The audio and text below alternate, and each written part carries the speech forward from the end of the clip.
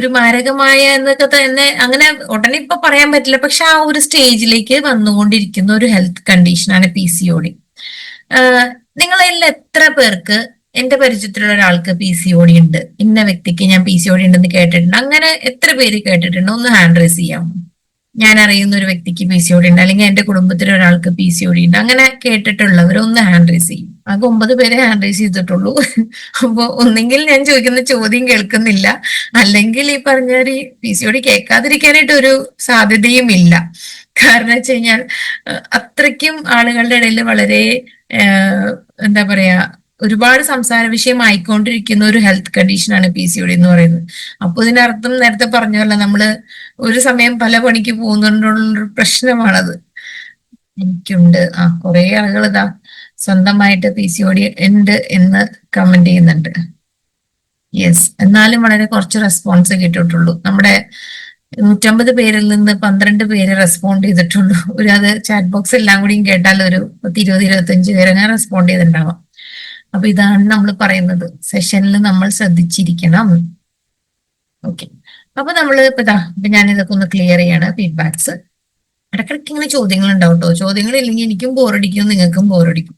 നമ്മൾ ചോദ്യങ്ങളൊക്കെ ഇട്ട് അങ്ങോട്ടും ഇങ്ങോട്ടും ചോദ്യമൊക്കെ പറഞ്ഞ് സംസാരിച്ചൊക്കെ പോവാം. അപ്പൊ PCOD നമ്മളെ ഏറ്റവും അധികം ഈ ഒരു കണ്ടീഷൻ നിലവിൽ ഇതൊക്കെ നാളുകളായിട്ടൊക്കെ ഉള്ള ഒരു കണ്ടീഷൻ തന്നെയാണ്. പക്ഷെ ഇപ്പൊ നമുക്കറിയാം ലൈഫ് സ്റ്റൈല്, ജീവിതം ഫാസ്റ്റ് ആണ്, വളരെ ഫാസ്റ്റ് പേസ് ആയുള്ള ഒരു ലൈഫിലൂടെയാണ് നമ്മൾ കടന്നു പോകുന്നത്. അപ്പൊ അതുകൊണ്ട് തന്നെ ആ ഫാസ്റ്റ് ആയിട്ടുള്ള ഒരു ലൈഫിൽ നിന്ന് പലതും നമുക്ക് ഫാസ്റ്റ് ആയിട്ട് കിട്ടി തുടങ്ങി. കുറെ കാര്യങ്ങൾ നല്ല ഫാസ്റ്റ് ആയിട്ടൊക്കെ നടത്തുന്നത്, കുറെ ഇപ്പൊ കുറച്ചുകൂടി പഴയത് വെച്ച് നോക്കുമ്പോൾ പെട്ടെന്ന് പുതിയ പുതിയ എന്താ പറയാ, കുറെ ബിസിനസ് ഐഡിയാസ്, കുറെ ജോലികള്, പല സാധ്യതകള്, വളരാനുള്ള ഒരുപാട് സാധ്യതകളെല്ലാം നമുക്ക് പെട്ടെന്ന് കിട്ടുന്നുണ്ട്. അതേപോലെ തന്നെ നമുക്ക് കിട്ടുന്ന മറ്റൊരു പ്രശ്നമാണ് ഫാസ്റ്റ് ആയിട്ട് വരുന്നത് പല രോഗാവസ്ഥകൾ, ഹെൽത്ത് കണ്ടീഷൻസ്. അങ്ങനെ ഫാസ്റ്റ് ആയിട്ട് ആളുകളിലേക്ക് വന്നുകൊണ്ടിരിക്കുന്ന ഒരു ഹെൽത്ത് കണ്ടീഷനാണ് PCOD എന്ന് പറയുന്നത്. ഇത് കൂടുതലായിട്ടും കണ്ടുവരുന്നത് യങ് ആയിട്ടുള്ള പെൺകുട്ടികളിലാണ്. അപ്പൊ നമ്മൾ എപ്പോഴും പറയും, നമ്മള് ആരോഗ്യത്തെ സംബന്ധിച്ച് എത്ര നേരത്തെ നമുക്ക് ഹെൽത്തിനെ ബെറ്റർ ആക്കി കൊണ്ടുവരാൻ പറ്റൂ അത്രയും. നമ്മൾ RCMൽ വന്നിട്ടുള്ള പല ആളുകളും പറഞ്ഞ അനുഭവങ്ങളൊക്കെ നമ്മൾ കേൾക്കുമ്പോൾ പറയും, ഒരു 5 വർഷം മുന്നേ എനിക്കിതെല്ലാം അറിയാൻ സാധിച്ചിരുന്നെങ്കിൽ, ഒരു 10 വർഷം മുന്നേ എനിക്കിത് കിട്ടിയിരുന്നെങ്കിൽ എന്തെല്ലാം ആരോഗ്യ പ്രശ്നങ്ങൾ മാറിക്കിട്ടുമായിരുന്നു. അപ്പൊ നമുക്ക് ഇന്ന് ഇവിടെ കിട്ടാൻ പോകുന്ന ഇൻഫോർമേഷൻ എന്ന് പറഞ്ഞാൽ, ഇത്രയും ചെറുപ്പത്തിലേ നമ്മൾക്ക് അറിയുന്ന നമ്മുടെ സ്വന്തം പെൺകുട്ടികൾ, അല്ലെങ്കിൽ നമ്മുടെ പരിചയത്തിലുള്ള പെൺകുട്ടികൾ, അങ്ങനെ ആർക്കെങ്കിലും ഈ ഒരു കണ്ടീഷൻ ഉണ്ടെങ്കിലോ അല്ലെങ്കിൽ ഇങ്ങനെ ഒരു കണ്ടീഷൻ ഇല്ലാതെ ഇരിക്കാൻ അവർക്ക് എത്ര നേരത്തെ അവർക്ക് അഡ്വൈസ് ചെയ്യാൻ പറ്റൂ അത്രയും ബെറ്റർ അവരുടെ ഹെൽത്തിനെ കൊണ്ടുപോകാനായിട്ട് നമുക്ക് സാധിക്കും. ഈ PCOD എന്ന് പറയുന്ന കണ്ടീഷന്റെ ഫുൾ ഫോം ആണ് ഇവിടെ കൊടുത്തിട്ടുള്ളത്. പോളിസിസ്റ്റിക് ഓവറി ഡിസീസ് എന്നാണ് പറയുന്നത്. ഇതിനിപ്പോ PCOS എന്നൊരു പേരും കൂടി ഉണ്ട്. രണ്ടും തമ്മിൽ വലിയ വ്യത്യാസമൊന്നുമില്ല. മെഡിക്കലി പലരും ശരിക്കും പറയുന്നത് ഇപ്പൊ നിലവിൽ PCOD ആവുമ്പോൾ ഇത് ഡിസീസ്, PCOS ആവുമ്പോൾ പോളിസിസ്റ്റിക് ഓവറി സിൻഡ്രം എന്നാണ് പറയുന്നത്. വളരെ ചെറിയ വേരിയേഷൻസ് ആണ് ഇത് തമ്മിൽ വരുന്നുള്ളൂ. അപ്പൊ നമുക്ക് എന്താണ് ഈ PCOD എന്ന് നോക്കാം. അതിന് മുന്നേ നമ്മുടെ ഇന്ത്യയുടെ ഒരു ആരോഗ്യ സ്ഥിതി എടുത്ത് നോക്കുകയാണെങ്കിൽ, ഹെൽത്തി കൺട്രീസിന്റെ ലിസ്റ്റുകൾ നോക്കുമ്പോൾ ഇന്ത്യ നിൽക്കുന്നത് 112ാമത്തെ സ്ഥാനത്താണ്. അപ്പൊ 112 സ്ഥാനം എന്ന് പറഞ്ഞാൽ വളരെ ഇച്ചിരി മോശമായിട്ടുള്ള ഒരു സ്ഥാനത്താണ് ഇന്ത്യ വന്ന് നിൽക്കുന്നത്. അതിൽ തന്നെ 2024 നടന്നിട്ടുള്ള പഠനങ്ങൾ പ്രകാരം 57% സ്ത്രീകൾ അനാരോഗ്യപരമായ ഒരു കാറ്റഗറിയിലാണ്, അൺഹെൽത്തി കണ്ടീഷൻ, അൺഹെൽത്തി കാറ്റഗറിയിലാണ് 57% സ്ത്രീകൾ വന്നുപെടുന്നത്. അപ്പൊ ഇതെല്ലാം നിങ്ങൾക്ക് ഗൂഗിളിലോ അല്ലെങ്കിൽ IndiaFit.org എന്ന് പറഞ്ഞ സൈറ്റുകളുണ്ട്. ഇതിപ്പോ നിങ്ങൾ ഒരാളോട് പറയുകയാണെങ്കിൽ നിങ്ങൾക്ക് ഇത് എവിടെ നിന്ന് കിട്ടും? ഇതെല്ലാം ഗവൺമെന്റിന്റെ അണ്ടറിൽ നടന്നിട്ടുള്ള സ്റ്റഡീസ് ആണ്. ഈ സ്റ്റഡീസ് പ്രകാരമാണ് ഇപ്പൊ 2024 പ്രകാരം 57% സ്ത്രീകൾ അൺഹെൽത്തി കാറ്റഗറിയിലാണ് വരുന്നത്. അപ്പൊ സ്ത്രീകളെ സംബന്ധിച്ച് നമുക്കറിയാം, സ്ത്രീകളുടെ ആരോഗ്യം മോശമായാൽ ഉണ്ടാകുന്ന ബുദ്ധിമുട്ടുകൾ, സ്ത്രീകളുടെ ആരോഗ്യം മോശമായാൽ ഏറ്റവും അധികം ഉണ്ടാകാൻ പോകുന്ന ബുദ്ധിമുട്ട് എന്തായിരിക്കും ഏറ്റവും അധികം ഉണ്ടാകാൻ പോകുന്ന ബുദ്ധിമുട്ട്? ഒന്ന് ചാറ്റ് ബോക്സിൽ ഇടാം, അല്ലെങ്കിൽ ആരെങ്കിലും ഒന്ന് ഹാൻഡ് റൈസ് ചെയ്യാം. സ്ത്രീകളുടെ ആരോഗ്യം മോശമായാൽ എന്താണ് ഫസ്റ്റ് സംഭവിക്കാൻ പോകുന്ന ബുദ്ധിമുട്ട്? പുരുഷന്മാരോട് തന്നെ അത് ചോദിച്ചു നോക്കാം. സുന്ദർ സർ. ഫുഡ് കിട്ടില്ല മാഡം. യെസ്, അത് തന്നെ കറക്റ്റ്. കാരണം സ്ത്രീകളോട് ചോദിച്ചാൽ അവർ പറയും ഞങ്ങൾക്ക് വലിയ ബുദ്ധിമുട്ടൊന്നുമില്ല, നമ്മൾ അഡ്ജസ്റ്റ് ചെയ്ത് പോകും. പക്ഷെ പുരുഷന്മാരോട് ചോദിച്ചാൽ അറിയാൻ കൃത്യമായിട്ട് ഫസ്റ്റ് ഉണ്ടാകാൻ പോകുന്ന ഫുഡ് നമ്മുടെ അന്നം മുട്ടും. അതാണ് ആദ്യം ഉണ്ടാകാൻ പോകുന്ന. കുടുംബം പട്ടിണിയാവും. നമ്മുടെ കുടുംബത്തിന്റെ ഒരു ഭംഗിയായിട്ട് പോകുന്ന ഒരു താളമുണ്ട്, അതങ്ങട് മുറിഞ്ഞു പോകും. അപ്പൊ അങ്ങനെ വരുമ്പോൾ സ്ത്രീകൾ എന്ന് പറയുമ്പോൾ എന്ന് വെച്ചാൽ പുരുഷന്മാര് മോശമൊന്നുമല്ല കേട്ടോ, രണ്ടുപേരും കൃത്യമായ അവരവരുടെ ഉത്തരവാദിത്തം അവരവരുടെ ആവശ്യമുണ്ട്. പക്ഷെ സ്ത്രീകളെ സംബന്ധിച്ച് കുടുംബത്തിനെ മൊത്തത്തിലൊന്നിങ്ങനെ ഒരുമിച്ച് കൂട്ടി കൊണ്ടുപോകാനായിട്ട് സ്ത്രീകൾ വേണം എന്ത് പറഞ്ഞാലും. അപ്പോ സ്ത്രീകളെ സംബന്ധിച്ച് സ്ത്രീകളുടെ ആരോഗ്യം എത്ര നന്നായിട്ടിരിക്കുന്നു, 3 തലമുറ നന്നായിരിക്കുന്നതാണ്. ഒന്ന് നമ്മളെക്കാട്ട് തൊട്ടു മുന്നത്തെ തലമുറ, അതായത് നമ്മുടെ അച്ഛനമ്മ ആ ഒരു തലമുറ, പിന്നെ നമ്മുടെ പ്രസന്റ് ജനറേഷൻ, അതുപോലെ തന്നെ നമ്മുടെ ഫ്യൂച്ചർ ജനറേഷൻ, നമ്മുടെ കുട്ടികള്, പേരക്കുട്ടികള്, അങ്ങനെ. അപ്പൊ 3 തലമുറ നന്നായി പോകുന്നുമെങ്കിൽ നമ്മുടെ വീട്ടിലെ സ്ത്രീകളുടെ ആരോഗ്യം അത്രയും പെർഫെക്റ്റ് ആയിട്ട് പോകണം. അപ്പൊ സ്ത്രീകള്, അപ്പൊ അതുകൊണ്ടാണ് ഞാൻ നേരത്തെ പറഞ്ഞത്, നമ്മൾ അങ്ങനെ നോക്കുമ്പോൾ നമ്മൾ എവിടെ നിന്ന് തുടങ്ങണം? ഏറ്റവും ചെറിയ തലമുറയിൽ നിന്ന് നമുക്ക് ഈ ഒരു അവയർനെസ് എല്ലാം കൊണ്ടുവന്ന് നമ്മൾ കൈകാര്യം ചെയ്ത് കൊണ്ടുവരണം. നമ്മൾ പറഞ്ഞു 2024 പഠനം പ്രകാരം 57% സ്ത്രീകളുടെ ആരോഗ്യം മോശമാണ്. അപ്പൊ അതിലിപ്പോ നിലവിൽ നമ്മൾ സംസാരിക്കാൻ പോകുന്ന കണ്ടീഷൻ PCOD ആണ്. നമ്മൾ ഇന്ന് അതിനകത്ത് എന്താണ് PCOD ലക്ഷണങ്ങൾ എന്താണ്, ആർക്കെല്ലാം PCOD വരാനുള്ള സാധ്യതയുണ്ട്, അതേപോലെ തന്നെ എന്തെല്ലാം ടെസ്റ്റ് വഴി PCOD കണ്ടെത്താനായിട്ട് സാധിക്കും, എന്തൊക്കെ സൊല്യൂഷൻസ് ആണ് PCODക്ക് ഉള്ളത്, ഇത്രയും കാര്യങ്ങൾ നമ്മൾ ഇന്ന് സംസാരിക്കും. ഈ PCOD എന്ന് പറയുന്ന ആ ഒരു വേർഡ് തന്നെ 4ആയിട്ട് നമുക്ക് ഡിവൈഡ് ചെയ്യാം. P എന്ന് പറയുന്നത് പോളി, അതായത് മെനി, ഒരുപാട് എന്നർത്ഥം. സിസ്റ്റ് എന്ന് പറഞ്ഞാൽ ഇങ്ങനെ കട്ടകൾ, ലംസ് എന്ന് പറയും, കട്ടയായിട്ട് കിടക്കുന്നതിന് സിസ്റ്റ് എന്ന് പറയുന്നത്. ഓവറി, അതിനെ നമ്മൾ മലയാളത്തിൽ അണ്ടാശയം എന്നാണ് പറയാ. അപ്പോ PCOD മൊത്തത്തിൽ പറയുമ്പോൾ ഒരു ഓവറിക്കകത്ത് ഒരുപാട് കട്ടകളായി കിടക്കുന്ന ഒരു അവസ്ഥ, അതാണ് PCOD, multiple cyst in ovary, അതാണ് PCOD എന്ന് പറയുക. ഇത് എന്താണ് സംഭവം? PCOD എന്ന് പറയുന്നത് ഒരു ഹോർമോണൽ ഇഷ്യൂ ആണ്. ആ ഹോർമോണൽ ഇഷ്യൂ ഉള്ള സമയത്ത് ഓവറിയിൽ എക്സസ് ആയിട്ടുള്ള മെയിൽ ഹോർമോൺ, പുരുഷ ഹോർമോൺ ഒരുപാട് ഓവറിയിൽ പ്രൊഡ്യൂസ് ചെയ്യുകയും അതുമൂലം അണ്ടാശയത്തിൽ അണ്ടം കൃത്യമായി ഉൽപ്പാദിപ്പിക്കാതിരിക്കുക, അല്ലെങ്കിൽ ഉൽപ്പാദിപ്പിക്കുന്ന അണ്ടം ആവശ്യത്തിന് മെച്ചൂർഡ് ആവാതെയും അത് അവിടെ കിടന്ന് ഒരു ഉപയോഗമില്ലാത്ത രീതിയിൽ അത് അവിടെ കിടന്ന് ശരീരത്തിന് ഉപയോഗം വരുന്നില്ല എന്നത് പുറത്തേക്ക് പോകാനായിട്ട് സാധിക്കുന്നില്ല. ആ ഒരു അവസ്ഥ എത്താണ് ചെയ്യുന്നത്. അങ്ങനെ സ്ഥിരമായി ഈ ഒരു അവസ്ഥ കണ്ടിന്യൂ ചെയ്യുമ്പോഴാണ് അത് PCOD ആയിട്ട് മാറുന്നത്. ഈ ഒരു ഹെൽത്തി ഒരു ലേഡിയുടെ ശരീരത്തിൽ എന്താ സംഭവിക്കുന്നത് വെച്ചാൽ, ഇതാണ് ഒരു സ്ത്രീയുടെ ഒരു റീപ്രൊഡക്റ്റീവ് ഓർഗൻ എന്ന് പറയുന്നത്. ഇത് നമുക്ക് ഇതിൽ ഇത്തിരി സയൻസ് വരുന്നുണ്ട്, പക്ഷെ നമ്മൾ ബേസിക് ആയിട്ടൊന്ന് മനസ്സിലാക്കി പോവാം. അപ്പൊ ഇതില് ഈ മൊത്തം കാണുന്നതാണ് റീപ്രൊഡക്റ്റീവ് ഒരു സ്ത്രീയുടെ ശരീരത്തിനുള്ളിലുള്ള അവയവം.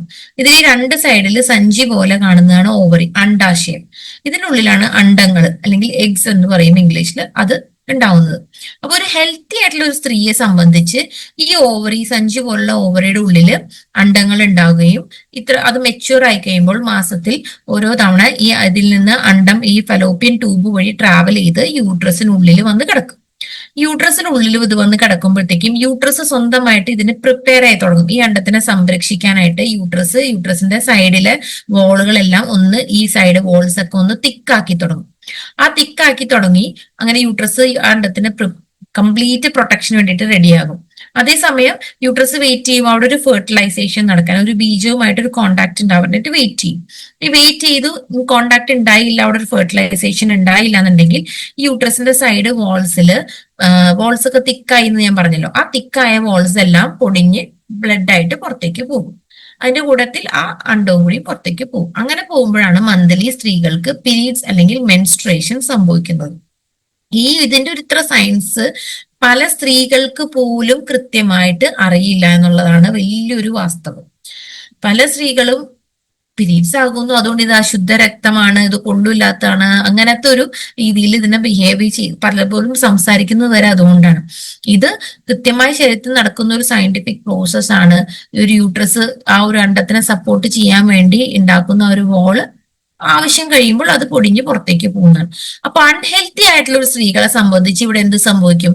ഈ അണ്ടാശയത്തില് ഹോർമോൺസ് വ്യതിയാനം കാരണം അണ്ടം ഉൽപ്പാദിപ്പിക്കുമെങ്കിലും അത് പ്രോപ്പർ ആയിട്ട് മെച്യൂർ ആവില്ല. ആ മെച്യൂർ ആവാതെ കിടക്കുമ്പോൾ ഇതിന്റെ ഉള്ളിൽ നിന്ന് മെച്യൂർ ആയാൽ മാത്രമേ ഇത് പുറത്തേക്ക് വരുള്ളൂ. അപ്പൊ മെച്യൂർ ആവാതെ കിടക്കുമ്പോൾ ഈ ഓവറിയുടെ ഉള്ളിൽ തന്നെ അത് അവിടെ കിടന്ന് ഇങ്ങനെ കട്ട പോലെ ആയി പോകും. പക്ഷെ മെച്യൂർ ആവാത്തോണ്ട് അത് പുറത്തേക്കും വരൂല, അവിടെ കിടന്നത് കട്ടയാകുകയും ചെയ്യും. അപ്പൊ യൂട്രസ് ആണെങ്കിൽ പ്രിപ്പയർ ആവാണ്, ആ അണ്ടം വരുന്ന സമയമായി യൂട്രസിന് എല്ലാ മാസവും അതറിയാം. യൂട്രസ് അവിടെ പ്രിപ്പയർ ആവുന്നു, ആ യൂട്രസിന്റെ വാൾസ് എല്ലാം തിക്കായി വരുന്നു. പക്ഷെ ഇവിടെ ആ ഒരു എഗ് റിലീസായി വരുന്നുമില്ല. അതുകൊണ്ട് അവിടെ ആ ഒരു മെൻസ്ട്രേഷൻ പ്രോസസ്സ് നടക്കുകയില്ല. ആ ഫെർട്ടിലൈസേഷൻ നടക്കുന്നില്ല. യൂട്രസിന്റെ ഉള്ളിൽ അണ്ടം ഉണ്ടെങ്കിൽ ഇതെല്ലാം നടക്കുന്നു. അപ്പൊ മൊത്തത്തിൽ അവിടെ ആ ഒരു ഹോർമോൺ കംപ്ലീറ്റ് അങ്ങ് താളം തെറ്റും. അപ്പൊ അവിടെ മെൻസ്ട്രേഷനോ പീരീഡ്സോ കാര്യങ്ങളോ നടക്കില്ല. അപ്പൊ ഇതാണ് ഒരു ഹെൽത്തി ആയിട്ടുള്ള സ്ത്രീയുടെ ശരീരത്തിലും അൺഹെൽത്തി ആയിട്ടുള്ള സ്ത്രീകളുടെ ശരീരത്തിലും ഒരു PCOD കണ്ടീഷൻ ഉള്ള സ്ത്രീകളുടെ ശരീരത്തിൽ സംഭവിക്കുന്നത് ഇതാണ് അവിടെ സംഭവിക്കുന്നത്.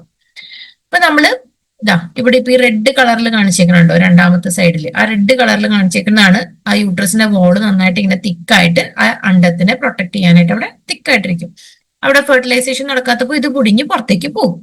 അപ്പോ PCODയുടെ ഉള്ളൊരു അവസ്ഥയിൽ ഈ ഒരു ഫെർട്ടിലൈസേഷൻ ഇവിടെ നടക്കുകയില്ല. ഫെർട്ടിലൈസേഷൻ യൂട്രസിന് അത് മനസ്സിലാവുന്നുമില്ല. യൂട്രസിന്റെ ഉള്ളിൽ അണ്ടം വന്നിട്ടുമില്ല. അവിടെ ആകെ ബോഡിക്ക് കൺഫ്യൂഷൻ ആവാണ്. അപ്പൊ അത് മന്ത്ലി അതവിടെ ഇങ്ങനെ തിക്കായിട്ട് കട്ടയായിട്ട് ഈ ഒരു ഭാഗം അവിടെ അങ്ങനെ കട്ടയായിട്ട് കിടന്നു വരിക. ആ റെഡ് കളർ ആവുമ്പോൾ അങ്ങനെ കട്ടയും. അതുകൊണ്ടാണ് പ്രോപ്പർ മെൻസ്ട്രേഷൻ ഉണ്ടാവില്ല. അതല്ല PCOD ഉള്ള സ്ത്രീകൾക്ക് തീരെ കുറഞ്ഞ ബ്ലീഡിങ് വരുന്നത്. കാരണം ഇത് മുഴുവൻ പൊടിഞ്ഞ് ശരീരത്തിൽ നിന്ന് പോവുകയില്ല. ഇതാണ് PCOD എന്ന് പറയുന്ന കണ്ടീഷനുള്ള സ്ത്രീകളുടെ ശരീരത്തിൽ സംഭവിക്കുന്നത്. ഇനി എന്തൊക്കെയാണ് PCOD ലക്ഷണങ്ങൾ? PCOD ഉണ്ടെന്ന് നമുക്ക് എങ്ങനെ മനസ്സിലാക്കാൻ പറ്റും? ഫസ്റ്റ് പോയിന്റ് നമ്മളിത് ഇപ്പൊ ഡിസ്കസ് ചെയ്ത് തന്നെ, മെൻസ്ട്രേഷൻ ഉണ്ടാവില്ല. പീരീഡ്സ് ഒന്നുകിൽ ഇറഗുലർ ആയിരിക്കും, വല്ലപ്പോഴും ഒക്കെ ഉണ്ടാകും. അതല്ലെങ്കിൽ തീരെ മെൻസ്ട്രേഷൻ ഉണ്ടാവില്ല, 2-3 മാസം കൂടുമ്പോൾ ഉണ്ടാവും. മരുന്ന് കഴിക്കേണ്ടി വരികയാണ്, നിർബന്ധിതമായിട്ട് ശരീരത്തിന് അത് പുറന്തള്ളാനായിട്ട് മരുന്ന് കഴിക്കേണ്ട ഒരു സിറ്റുവേഷൻ ആകുന്നു. അടുത്ത് വളരെ ലെസ് ബ്ലീഡിങ്. അത് ഞാൻ നേരത്തെ പറഞ്ഞു, ആ ഒരു പ്രോസസ്സ് കംപ്ലീറ്റ് നടക്കാത്തതുകൊണ്ട് ആ യൂട്രസിന്റെ ലൈനിങ് തിക്കായിട്ടുള്ളത് പ്രോപ്പറായിട്ട് പൊടിഞ്ഞു പോവാതെ അവിടെ കിടക്കുകയാണ്. അപ്പൊ അങ്ങനെ വളരെ കുറച്ച് ബ്ലീഡിങ് ആണ് PCOD ഉള്ള ആളുകൾക്ക് വരുള്ളൂ. പിന്നെ പുരുഷ ഹോർമോൺ ശരീരത്തിൽ കൂടുന്നത് കൊണ്ടാണ് ഈ ഒരു എഫക്ട് വരുന്നത്. അപ്പൊ അതുകൊണ്ട് തന്നെ ശരീരത്തിന്റെ പിന്നെ പുരുഷന്മാർക്ക് വരുന്ന പോലെ താടി, ചെറുതായിട്ട് മീശയുടെ ഭാഗം, ശരീരത്തിന്റെ നെഞ്ചത്ത്, അങ്ങനെ പല ഭാഗങ്ങളിലൊക്കെ ആയിട്ട് നമുക്ക് രോമ വളർച്ച കാണാനായിട്ട് സാധിക്കും. അതുപോലെ മുടി കൊഴിയുന്നതിനേക്കാൾ ഉപരി പുരുഷന്മാരിൽ കണ്ടുവരുന്ന കഷണ്ടി പോലെ ആ ഭാഗത്തൊക്കെ നന്നായിട്ട് മുടി പോകുന്നതായിട്ട് കാണാം. അതുപോലെ ശരീരത്തിലും മുഖത്തൊക്കെ വളരെയധികം ഇതുപോലെ ആക്നീസും കുരുക്കളും. പക്ഷെ ഇത് നമ്മൾ ഈ ഒരു പോയിന്റ് നമ്മൾ ശ്രദ്ധിക്കേണ്ടത്, മുഖത്ത് കുരുക്കളും ഇങ്ങനൊരു ലക്ഷണം തന്നെ എല്ലാ സ്ത്രീകളും PCOD ഉണ്ടെന്നല്ല. നമ്മളൊരു വ്യക്തിയോട് സംസാരിക്കുമ്പോൾ ഇങ്ങനെയുള്ള പല സിംറ്റംസും കൂട്ടിച്ചേർന്ന് വേണം നമ്മൾ സംസാരിക്കാൻ. ഒരു സിംറ്റം മാത്രം വെച്ചല്ല, ഇതെല്ലാം കൂടി കൂട്ടിച്ചേർന്ന് വരുമ്പോൾ PCODക്കുള്ള സാധ്യത കാണുന്നുണ്ട്. അതേപോലെ വെയിറ്റ് ഗെയിൻ, അതും നമ്മൾ പല തരത്തിൽ വെയിറ്റ് കുറയ്ക്കാനുള്ള കാര്യങ്ങൾ ചെയ്യുന്നുണ്ട്. എന്താ പറയാ, എക്സസൈസ് ചെയ്യുന്നുണ്ട്. ഒരുവിധം അത്യാവശ്യം വെയിറ്റ് കുറയ്ക്കാൻ വേണ്ട കാര്യങ്ങൾ ചെയ്തിട്ടും അതൊന്നും കൺട്രോൾ ആവുന്നില്ല എന്നുണ്ടെങ്കിൽ നമ്മൾ PCOD ചെക്ക് ചെയ്യേണ്ടതാണ്. അതിൽ കൺസീവ് ആവാൻ ബുദ്ധിമുട്ടാവുന്നു. കാരണം പ്രോപ്പറായിട്ട് ആ ഓവുലേഷൻ നടക്കുന്നില്ല, അണ്ടം റിലീസായി അകത്ത് ചെല്ലുന്നില്ല, ചെന്നാലേ ഒരു ഫെർട്ടിലൈസേഷൻ നടക്കുള്ളൂ. അതുകൊണ്ട് തന്നെ പ്രഗ്നന്റ് ആവാനായിട്ട് ബുദ്ധിമുട്ട് ഉണ്ടാവുന്നതായിരിക്കും. പിന്നെ ഈ ഹോർമോൺ വ്യതിയാനങ്ങൾ കാരണം വളരെയധികം മൂഡ് സ്വിങ്സ് ആണ്. അത് സാധാരണ സ്ത്രീകൾക്ക് പൊതുവേ മൂഡ് സ്വിങ്സിന്റെ റാണിമാരാണ് സ്ത്രീകൾ. അതിപ്പോ എല്ലാവർക്കും അറിയുന്ന ഒരു കാര്യം കൂടിയാണ്. പക്ഷെ ഇത് അതിലും ഉപരിയായിട്ട് പെട്ടെന്ന് അൺകൺട്രോളബിൾ ആയിട്ടുള്ള രീതിയിലുള്ള മൂഡ് സ്വിങ്സ്, ആൻസൈറ്റി, ഡിപ്രഷൻ ഒക്കെയാണ് കണ്ടുവരുന്നത്. പിന്നെ ശരീരത്തിന്റെ ഈ കഴുത്ത്, പുറം, ഇങ്ങനെയുള്ള ഭാഗങ്ങളിൽ ഇതേപോലെ ഡാർക്ക് പാച്ചസ് ഒക്കെ കണ്ടുവരും. അത് കൂടുതൽ കക്ഷം, പുറം, കഴുത്ത്, ബ്രസ്റ്റിന്റെ താഴെ ഇങ്ങനെയുള്ള ഭാഗങ്ങളിൽ ഇങ്ങനെ കറുത്ത പാച്ചസ് കണ്ടു തുടങ്ങുന്നതായിരിക്കും. പിന്നെ ശബ്ദത്തിലുള്ള വ്യത്യാസം പുരുഷന്മാരുടെ പോലത്തെ ഉള്ളൊരു ശബ്ദമായിട്ട് മാറും. അതും ഈ ഒരു സമയത്തായിരിക്കും അത് നടക്കുക. അല്ലാണ്ട് നേരത്തെ അങ്ങനെ ഒരു ആയുള്ളവർക്ക് അല്ല. നേരത്തെ നോർമൽ ശബ്ദമായുള്ളവർക്ക് ഈ PCOD കണ്ടീഷൻ വരുമ്പോൾ ശബ്ദത്തിൽ ചെറിയ ഇങ്ങനെ പുരുഷന്മാരുടെ പോലെ ഒരു ഘനമായിട്ടുള്ള ശബ്ദമായിട്ട് മാറും. അതല്ല ഉറക്കത്തിലെ പ്രശ്നങ്ങൾ, കൂർക്കം വലി, ഇങ്ങനെയുള്ള പ്രശ്നങ്ങൾ സ്റ്റാർട്ട് ചെയ്യും. പിന്നെ ഇത്രയും ലക്ഷണങ്ങളാണ്. ഇനി ആർക്കെല്ലാം PCOD വരാൻ സാധ്യതയുണ്ടെന്നുള്ളതാണ്. ഒന്ന്, ഇതൊരു പാരമ്പര്യമായിട്ട് നമ്മുടെ അമ്മ, സഹോദരി, അമ്മ വഴി വന്നിട്ടുള്ള ബന്ധങ്ങൾ നോക്കുകയാണെങ്കിൽ ആ രീതിയിൽ ആർക്കെങ്കിലും PCOD ഉണ്ടെന്നുണ്ടെങ്കിൽ PCOD വരാനായിട്ട് നമുക്കും സാധ്യതയുണ്ട്. പിന്നെ അതേപോലെ തന്നെ നമ്മൾ ഓവർ വെയിറ്റ് ആണ്, പ്രത്യേകിച്ച് ശരീരത്തിൽ ഫാറ്റ് കൂടുതലാണ്, വയറിന്റെ ആ ഭാഗത്തേക്ക് വളരെയധികം ഫാറ്റ് കൂടുതലാണെങ്കിൽ, അത് നമ്മൾ അതിനുവേണ്ടി ഒന്നും ചെയ്തില്ല എന്നുണ്ടെങ്കിൽ, കണ്ടിന്യൂസ് ആയി നിൽക്കുകയാണെന്നുണ്ടെങ്കിൽ PCODയിലേക്ക് അത് നയിക്കും.